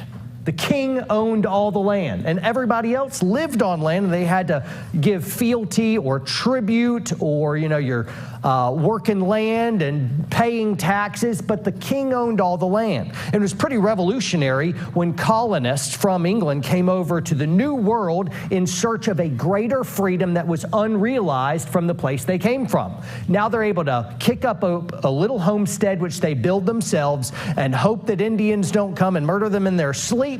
And that they don't die of pestilence or famine or anything else like that. It was hard. And a lot of civilizations, early colonies in America just disappeared. It turned out a lot of us kind of sucked at growing food, and you needed food to survive, apparently. And so it was hard in early America. So much so that some of these civilizations were rescued by Indians because they came in and I'm like, hey, you guys kind of suck at farming, don't you? We're pretty good. And then they rescued them. And so that was really, really good. But notice they had the freedom to be able to carve out and eke out a life for themselves. And they found that freedom to be absolutely essential. Now, for you guys, I listed 4 different ways that I want us to grow in our personal freedom. Let's seize freedom today together. 1 is financial freedom. There is debt. This is how corporations enslave you. And then there's taxes, and that's how governments enslave you. Corporations would like to enslave you by having you run up credit card debt. Now you're paying them interest forever. It's like, how free are you? when you're working 3 jobs just to make ends meet. You can't afford to go and do anything. How free can you really say you are, right? That's not freedom. You're a slave to those jobs. And so being able to save your money and to be able to avoid debt allows you to have the freedom to do what you want with your life. But you can be free politically. You can live in the land of the free and the brave, but you can be so eaten up by debt that you can't do anything with your freedom. You're not free. You're killing yourself just to stay alive. And that is the truth and reality for many people. Taxes are also awful. Did y'all know that? Some of y'all haven't really, like you paid a little taxes. You know, you're like junior varsity taxes, and there's a guy who's like varsity taxes. Taxes are awful. Just miserable. Of like 50% of your realized income in one way or another is going to the government, whether it's income tax and you got a property tax and your cell phone has a tax and everything has taxes attached. And if you added it all up, even if you're a lower tax bracket, you may really be paying about 50% of all of your money to taxes. I'm a little higher than that. Think about that. That means you go to work all year and January, February, March, April, May, June. All of it was so the federal government can teach gender studies in Pakistan. Taxes. You know, so I'm still irritated by that. Of like, yeah, let's send everything to the Ukraine. Let's do, you know, like just wild spending, right? Half the year just goes to paying taxes. At what point? So Andrew Klavan, he is a contributor to their Daily Wire. He said something to the effect of, you trade your time for money. When they take your money, they take your time. And when they take your time, they take your life, because your life is just made up of time. Do you see it?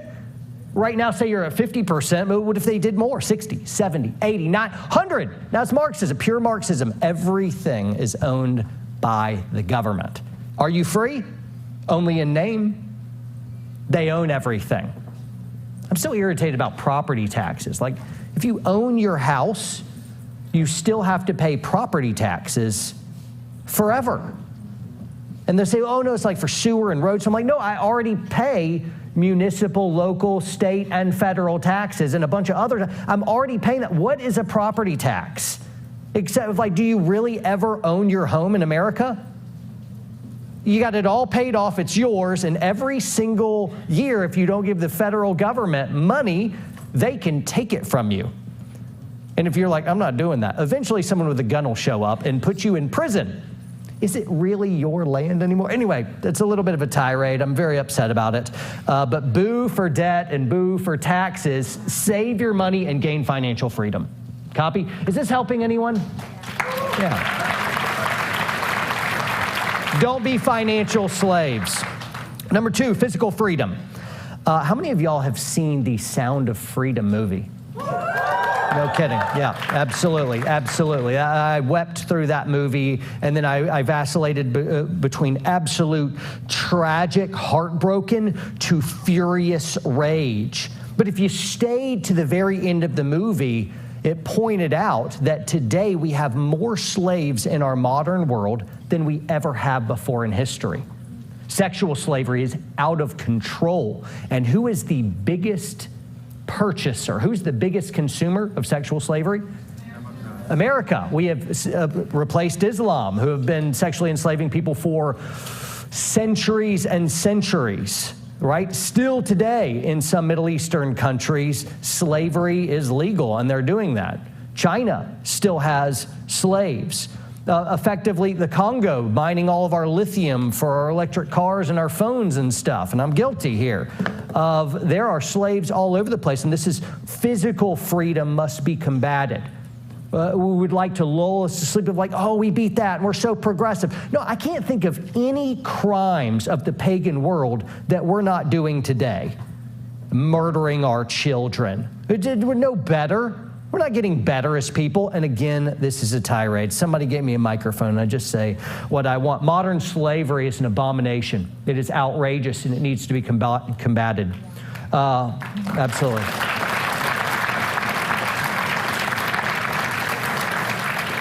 Ultimately, the only way to really keep ourselves from sliding into one form of slavery into a worse form of slavery. Anybody know what it is? That would be nice, but no, that is incorrect. Mao Zedong would say all ultimate power derives from the barrel of a gun. It's by force. That's it. All power ultimately comes from force. And the founders, realizing they wanted to create a free country, freedom of speech, freedom of assembly. We're doing that thing. Way to go, founders. That's awesome. Freedom of religion, freedom of the press. And it's like, yeah, we'll give them all these freedoms. And I'm like, you know, the tyrants will rise up and take it away, right? And they're like, ooh, that's right. Well, rule number 2, let's give them guns. Yay, guns. That's it. That's it. Unfortunately, it is the only fail-safe to a republic that you would like to keep and stay free. It's firearms. That's it. Never, ever give them up. If you do, you are ultimately giving the keys to your own freedom away. And one day, you're going to need those keys. It's true. It's true. It's just true. It is absolutely true. So make sure we're exercising our Second Amendment. It was given so that the government would not have a monopoly on force. Right now, despite all the propaganda going on in the media and all the social media influencers that are paid by the administration to say anti-gun things and all the power grabs that are happening, all of it is designed so that you would be disarmed. The government has a monopoly on force, and as soon as the government has full monopoly on force, they can do whatever they want. They're already starting to, aren't they? Do whatever they want. Rampant corruption everywhere, and you're like, isn't anyone going to do anything? No, it's hopelessly corrupt. Would you like to give them your guns now? Don't be a coward, folks. Never give up your guns. Bury them if you have to. Never give them up. Third way that we can gain our physical freedom, homestead. This is a weird one. This is a weird one. You're smiling. You're like, I am already homesteading. Good for you. Way to go. Ultimately, homestead, it's to be able to control your life, your money, where you live, all of your food. Imagine grocery stores shut down, or you're in China and you have social credit scores and they don't like what you said on Twitter, or they don't like what you're saying at work, and they're like, let's just turn this joker's bank account off, let him starve for a week, and then we'll see how his attitude and disposition is. They can't cut off your bank account. You don't need your bank account. You grow your own food. You got goats and you got cows and stuff. And now, because they can't turn off your food and they can't control you that way, you can stand on principle. Imagine that you're so financially constrained and physically constrained, so dependent on spending money in a bank or getting that paycheck week to week, that you want to stand for freedom, but then you realize if you do, your family doesn't get to eat anymore. How boldly can you stand for your principles of freedom now? And really, you can't. And it's because you weren't free enough physically and you weren't free enough financially. When we're more free financially and when we're more free physically, like a homestead, you're far less likely to be bullied. I'm impervious to it. What are you going to do? If like, shut off my bank account, I don't need money anymore. I have a homestead. No food. I've got years of food stored at my house because I'm a crazy guy. You know, I say crazy, but to look at the news and see the trend, to see the obvious writing on the wall and still think it's not a good idea to gain some personal autonomy and self-sufficiency, you're a moron. I can't help you. I cannot help you. That is idiotic to me. No, gain some self-sufficiency. If you don't need it, no big deal. If you do need it, well, then you get to survive. This all sounds sensationalistic, but I'd remind you that the real length of any free country, any republic, any democracy is about 250 years. You know, we're closing in. And no country ever sees its own decline. They never saw it their end. The great mighty Roman Empire in all of its pomp and glory, much like an ancient America, never thought it could fall. And even after it had already fallen, according to historians, still people were continuing to live in that society. And I see a precipitous decline. Now, you know a country is coming unraveled and meeting its end before it's just gone altogether or it revolves into some other kind of entity. The decay is a slow thing, and at the very end, there's a picking up. There's an unraveling. Everything happens so fast. Do y'all remember what the major headline was 2 weeks ago? Of course you don't. It dominated the news cycle for like a week. Every week there's something so outrageous. A few things, you can't even keep track of it anymore. I forget all the outrageous stuff. It's unraveling at the seams. I think that you should make small steps starting now to be financially free and to be more physically free. Homestead. Also, another thing in the physical freedom category is health. Don't pop pills and get weird shots from Big Pharma who wants you to be sick and eat poisonous food. I like doing the homestead thing because I know what's in my food. I'm like, these eggs are good. My chickens laid these eggs this morning. They're good, you know, and I'm not getting poisoned by trash food. Third thing, spiritual freedom. I was reading in Romans 6 this morning that you're either a slave to sin or you're a slave to righteousness. That means you got all these appetites and desires and all these wrongdoing things that you're engaged in, and you're really a slave to it. You'd like to be better. Everybody knows that there is a right and wrong, and everyone also knows that you trespass, you violate your own conscience even in that respect. So even if you're not a believer, you recognize, I'm not living how I should be living. But us more discerning will even recognize, you're either a slave to doing the right thing or you're a slave to doing the wrong thing. And that's the whole point of Romans 6. It's true. It's true. John 8, Jesus says, you will know the truth, and the truth will set you free.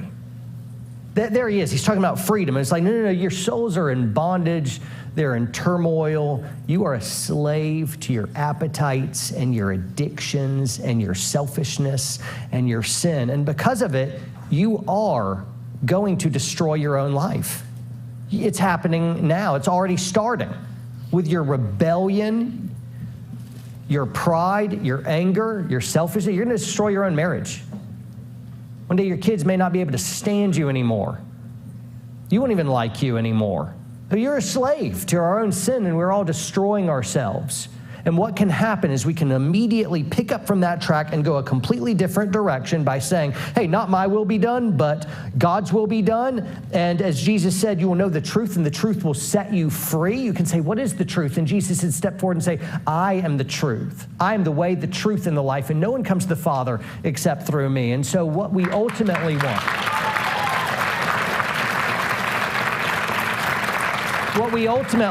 is freedom. And the most important freedom you can have is a spiritual freedom. A spiritual freedom. That means it doesn't matter really what happens on this rock of an earth. I'm just passing through like a sojourner. Because my ultimate destination is not of this world. And I know what is right and I know what is truth. And so as the morally relative world vacillates one way and the next of what they believe is right and wrong with this really set up false virtue, I get to stand firm and say, no, I know exactly what right and wrong is. I'm not going to listen to that. I'm not going to do that either, and I'm not moving. You can't intimidate me. You can't bully me because the righteous is bold as lions.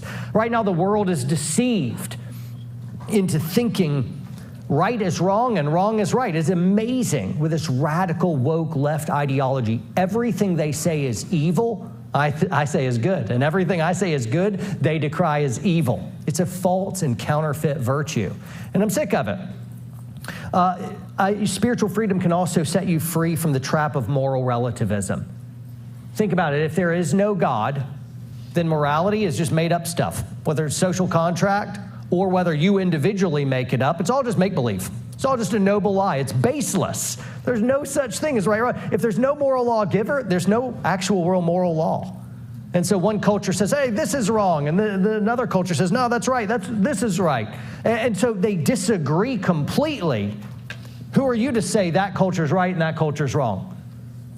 Morality is just made up by men, right? So you can't really even say anyone's morally right or wrong. This is moral relativism, and it's a humanistic trap that people are stuck in now, right? But we're set free from moral relativism because we know that God is there, and he has declared what is good and what is evil, and we're to follow the good and not the evil. The fourth thing I want to talk about is mental freedom. To be mentally free, to be psychologically free, you have to be educated. My wife and I and my kids, we were just in Egypt on a Warrior Poet trip. Fantastic time. But we're going through some of these markets, and we saw all these people selling like the same goods. You know, they got this little Sphinx statue. And we're like, oh, that's really cool the first time you see it. But then like we're there for like a week, and everyone's got that same little Sphinx statue. Authentic Egyptian, made in China.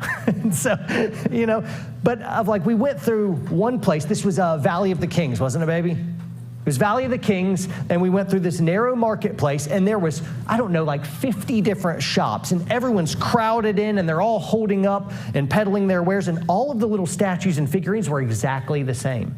And they were aggressive. They were desperately trying to get us to do this, and they didn't have any real way to make a living. They didn't have an education. We also visited this little carpet making shop, and there were these little boys and teenager and grown men. It's like you could see their whole life in one glance. Little boy, teenager, grown man. And all they did is they just built these little carpets all day long, calloused hands. It was real sweet. My boys sat beside them and learned their craft and just had a sweet little moment that broke our hearts. But I recognized these people in this particular impoverished area, they don't have the education to be able to break out of this cycle. What would I do if I was there? I'm like, I'd do the same thing. Education can set you free in a way. Now, notice I don't mean schooling. Unfortunately, the best way to get an education is get away from stupid schooling. Sorry, the government schools, they're not educating you. They're doing the exact opposite. They're indoctrinating you. They're making you stupid. Have you seen Common Core math? Or the radical historical revisionism? It's appalling. It's unbelievable to me that basic critical thinking, logic, rhetoric, semantic, sales, how to do taxes or read contracts, know how to do insurance, all the stuff you need as an adult, none of it is taught in school. Just none of it. You're just wasting a bunch of time learning about weird gender ideologies and stuff. You're becoming stupider. So I'm an employer. If you count up all Warrior Poet Society's employees of 1099s and W-2s, we're like 25, folks in our enterprise. The main work's kind of like 12, 14, 15 something, but like 25. When I see a liberal arts degree on a resume, it now counts against you more than it helps you. I'm not discouraging you to go on to lower education so you can get woke, entitled, and rail against capitalism. Isn't that funny? You graduate from liberal arts hating capitalism, and I'm supposed to hire you so you'll secretly root against my company? That's insanity. Now, it's not all liberal. I have a liberal arts degree, and you may too, and maybe yours is a good one. But I'm just saying, now I lean in. I'm like, all right, how woke is this person? How crazy is this person? And so, do they know what bathroom to use, for example? And these are my private thoughts. There's all kinds of laws that we're following regarding hiring and firing. I don't hire anyone. I have other people that do that now. But I'm just saying, when I see a liberal arts degree, I think worthless, entitled, woke, obnoxious punk. Did you just get embarrassed for me? That's awesome. It doesn't mean you can't go. You want to be a doctor, a lawyer, an engineer. You got to go to school. You got to do that. So don't hear me saying you shouldn't go to college. You might, and you also might not. I see a lot of absolute worthless waste of time where you're accruing massive amounts of financial loan and you can't ever get rid of it. You could declare bankruptcy, which wipes the whole docket clear of all your debt unless it came from the federal government. And then that $100,000, $200,000 of federal student loans, you can never get rid of it. It's always there, hanging over you to enslave you financially. Be very careful accepting financial aid. It's not your friend, and the degree might not be worth the paper it's printed on. Let's keep going. I am wrapping up, and we're going to do it on time. That's fantastic. So we've got mental freedom in review. We've got financial freedom, physical freedom, spiritual freedom, and now we're in psychological freedom. I mentioned education, which is not the same as schooling. Read lots of books. Make sure you're interning for good companies. Find good mentors. Follow them around. That's the classical way that you get a good education. Don't just go to the government school and think the state is going to give you the tools to challenge it later. Beware news, legacy news. They're full propaganda machines owned by globalists that hate you. Also, beware social media. It's finely tuned with AI and artificial intelligence and algorithms to manipulate you away from the worldview you currently hold to one that's antithetical to your values. It starts off, you're watching what you want, and then little crazy weird cat videos, and then half-naked chicks twerking on TikTok or whatever that is, and then before you know it, no, that's not a cheer point. It's not. We're not cheering for that. Have you said TikTok is awful? I'm not on it, but I know enough to know there's two different TikToks. There's the Chinese one, and then there's the American one. And we get all the pornographic, time-wasting, idiot stuff that makes you dumber as you watch it. And then Chinese, they're like little girls, prodigies playing violins and solving Rubik's Cubes 2 at a time. I'm like, yeah, we're gonna die immediately. We're crashing and burning immediately. We're human wastelands of stupidity. We need to pull up on this plane right now. Beware social media. It is not your friend. I use social media. I'm actually here because somebody here found me on social media, so I'm using it and redeeming it for the good, but beware. There's even a documentary. What is it called? The Social Experiment? Am I doing that right? Y'all are real active listeners, so I turned over here because we're having a conversation over here. Here, Air 5 up top, me and you. Bam, right there. So Social Experiment, and it's talking about how even psychologically it's manipulating you and influencing you, changing your brain chemistry over time, right? Beware. Make sure you're using social media and social media isn't using you. All right, last one. I'm quoting Solzhenitsyn here, and I want you to live not by lies, and I'm going to end on this one right here. In George Orwell's book, 1984, yeah, that's a popular book for this. Anyone not read 1984 in this room? It's like 6 of you. Hey, fix yourselves. What is wrong with you? You sheepishly shot your own hand. There's some liars in here, some other people. There you go. There's a late entry. Thank you. Your integrity is now intact. Way to go. The rest of you, read the book. It's a great book. But listen, culminating in the book of 1984 by George Orwell, it's basically a dystopian future.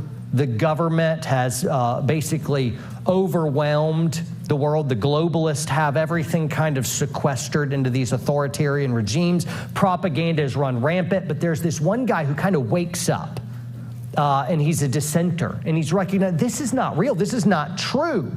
But they find him, like cancel him, like what you're seeing now, and they basically rewire him by force and through just flagrant manipulation. And so after they have broken his mind and made him toe in line with their political correct speech control, he is writing casually. This is the very end of the book. He writes 2 + 2 = 5. 2 + 2 = 5. Right? Now, what that means is they had broke his mind enough that they were capable of convincing him of anything they wanted to.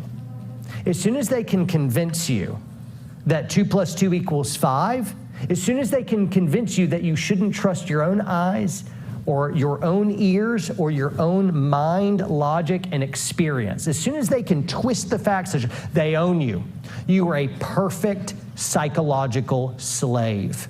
You are easy to be manipulated. Now today, it's not 2 + 2 = 5.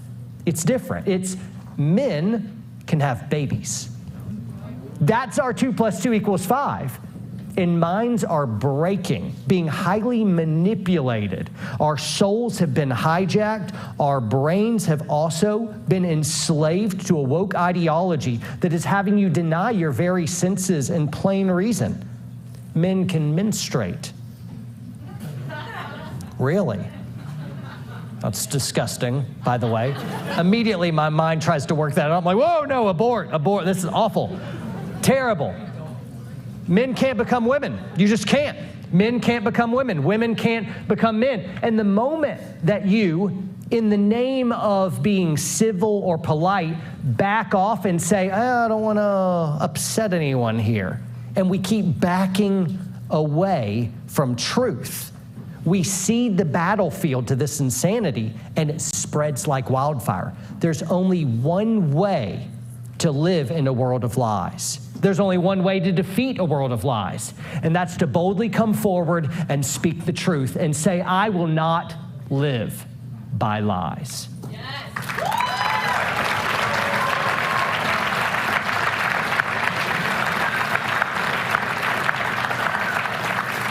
And if you choose to live by lies, just know you are not free. You are not free. That's all I got. Let's do some question stuff. All right, it's that time again. You can line up at the back of the room. If you'll come up and please state your name, where you go to school, and a brief question. Thank you so much for coming to speak today. My name is Lindsay Allen, and I go to Liberty University. Go Flames. So we've been doing a Bible study this week throughout the conference, and we were studying in Romans about how Paul talks about, submitting to governing authorities at a time when Christians were literally being burned alive in the streets of Rome. And so I'm just kind of conflicted when it comes to civil disobedience in regards to kind of tertiary issues like gun control laws and like wearing masks during COVID. Like, I don't agree with it, but I just feel like I'm just kind of conflicted when it comes to like what the Bible says on it. And then I just want to get your opinion. So there are some times in the way of civil disobedience where it is the obligation of the Christian believer to disobey the ruling authorities. One place is in Acts chapter 4, when ruling authorities said, hey, do not speak about this Jesus anymore. And they basically had to say, hey, you judge for yourselves whether it's right for us to obey God or man. But we can't stop speaking about what we've said. Of like, no, I'm going to keep speaking about Jesus. I mean, you can imprison me, you can kill me, but I'm going to talk to the jailers about it too. I'm not going to shut up. I'm never going to shut up. You can't stop me. And so, no, that's a very Christian thing. We should pray for us often so that we might boldly declare the gospel, Ephesians 6, as we ought to. I'm like, no, it's obviously the world hates you. Remember, they murdered Jesus because he would not be controlled by them. If he'd listened to the governments, he wouldn't have been murdered, They couldn't shut him up. They couldn't shut up his disciples. And far be it from you that they shut you up too, right? The idea, though, is there's a time to submit and there's a time not to. So make sure when you say, I don't feel like going slow. I'm speeding, baby. You're like 200 miles an hour on the interstate. It could be fun. It could be cathartic. You're probably going to die immediately. But you don't get to hold up Scripture and be like, well, the Bible said I could speed. No, you're an idiot. I didn't say that at all. So you got to judge when it's okay to submit, when you should submit and when you shouldn't. You got to obey the laws of man. Now, when it comes to the Second Amendment, this is fantastic in that the highest law of the land, do y'all know what it is? It's the Constitution. Our whole government's built on the Constitution. That's what it means to be an American, right? Is we have the Constitution. Now, the Constitution says in our Second Amendment, our Bill of Rights, it says that the government may make no law that infringes upon the right of the people to keep and bear arms. So if that's the highest law of the land when it comes to firearms, and then they make a smaller law under the Constitution that says you can't have guns or do something that infringes, it's contradicting the highest law of the land, and you don't have to follow it. It's illegal law. It's an illegal law. So I would advise, because I want to be careful here, that you go forward with wisdom, but on its face, I can say all infringements of the Second Amendment are illegal laws.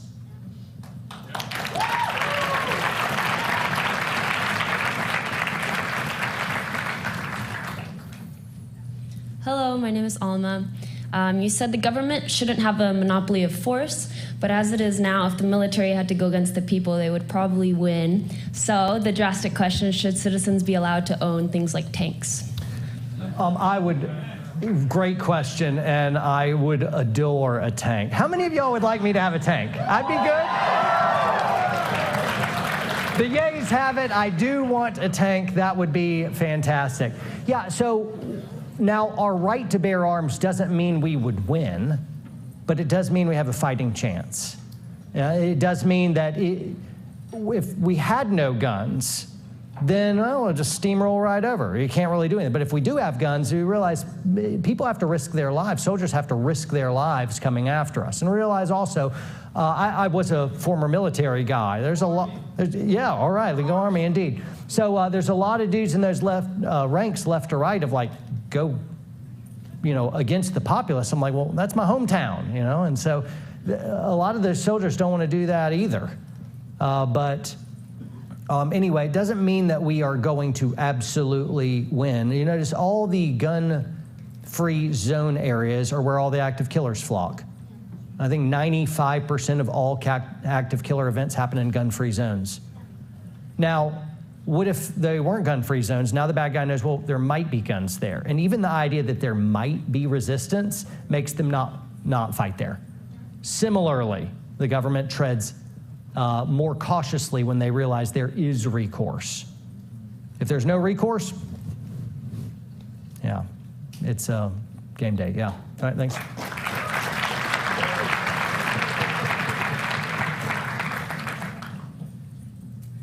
Hello, my name is Vincent Corey. I go to St. Louis University, but I'm from Peoria, Illinois. And while Illinois is not perfect, I do intend on staying there. But that requires me to do a lot more to hold around from its property taxes and other things. So my question is how do I apply homestead rules to those to a high level? That came out of my mouth wrong, but. Yeah, great question. In my desire to be as free as possible, I recognize if I lived in a state that was not free, I would need to move. The best way you could become more free is move to a place where freedom exists, because if it's bad now, it's probably going to continue to get bad by the way things are trending. I hope different, but hope is not a course of action. So what I see is this massive exodus from blue states toward red. Of California, I just put in a bid for a home down in Georgia, and as such, the properties were going like wildfire. They're just disappearing immediately. I'm like, well, I thought everyone was broke. I'm like, no, it's all money from out west. It's California and Washington. They're buying them sight unseen for over asking price. There's this massive wave of people fleeing these blue states that are failing. And so I think you should find a place that'll allow you to exercise the amount of freedom that you would be satisfied with. Now, I don't know what Illinois' homesteading laws are, and imagine that, if like you can't just own your own place and grow some stuff. I can't imagine, what is it? What is the laws there that are against you there for homesteading? There's just a lot of problems. I can't think of that on top of my head, unfortunately. I just thought some advice. But I will say this is maybe ways to save and preserve money would be a better way of. What's a way to preserve money? At a better way of form. Got it. So one is there was a time where like, don't put money on your mattress, have it in the banks. I'm like, well, I don't really trust the banks anymore. So I don't want all my money in banks, and I do want physical assets as well that don't lose all their value with inflation. And so I'm buying inflation-proof assets. Cash is very risky when inflation is taking off to the tune of some 10% or something wild. It's hard to even know what the real number is because of inflation. I don't know that Illinois has any laws against homesteading on the books, but I would want you to be able to build a life in an area where you can live as you would like to. If, like, for instance, some states have really goofy laws on your ability to homeschool your kids. That's a deal breaker for us. We're homeschool or bust. We're not giving them to the government to train. And so if you want to build a life in a state that isn't friendly toward homeschooling, don't get too far down the road. Move and go someplace where you can be free, right? Thank you.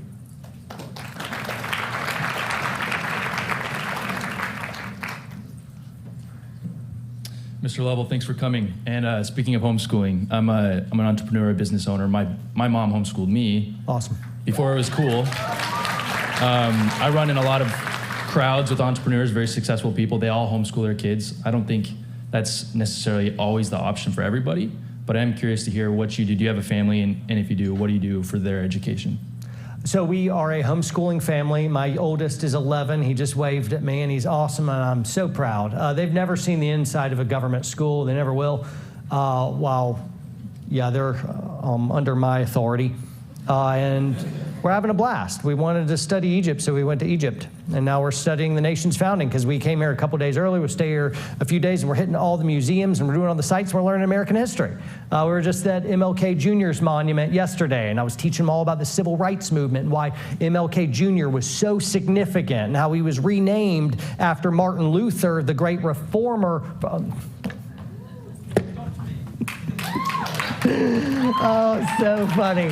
So last year I mentioned Martin Luther, and I got in so much trouble because there's so many Catholics here, and I just accidentally did again. So I'm going to go ahead and cut it off right now. I'm going to go ahead and cut it off. Catholics, don't come at me. I love you.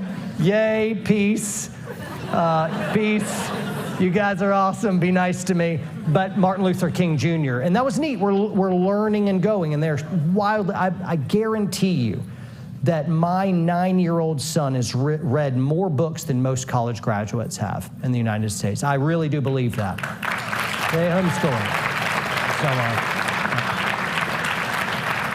And are we out of time or one more? I haven't got the cutoff yet, so yeah. All right, send it. Good morning, Mr. Lovell. My name's Daniel Avey. I graduated high school from my kitchen table, but I'm currently at Embry-Riddle Aeronautical University, and I'm in Air Force ROTC. Awesome. And you talked a lot about freedom, and when you join the military, you lose a lot of that freedom. What's your opinion on joining the military in today's day and age? You're fighting for freedom, and to do that, you have to give up certain liberties to do. That's part of why I'm super grateful for your service. Let's give this guy a round of applause.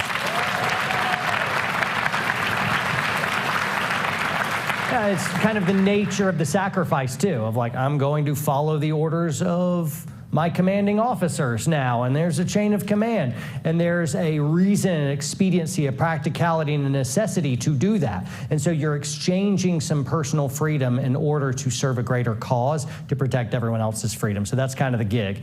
So I recognize that is a must-do in the military. Now, there are also lines for me that I wouldn't cross. I'm like, I'm not going to take an experimental vaccine because the commander told me to. I'm not going to violate my conscience. I'm not going to denounce my faith. I'm not going to operate in a way that would displease my Heavenly Father. I won't do it.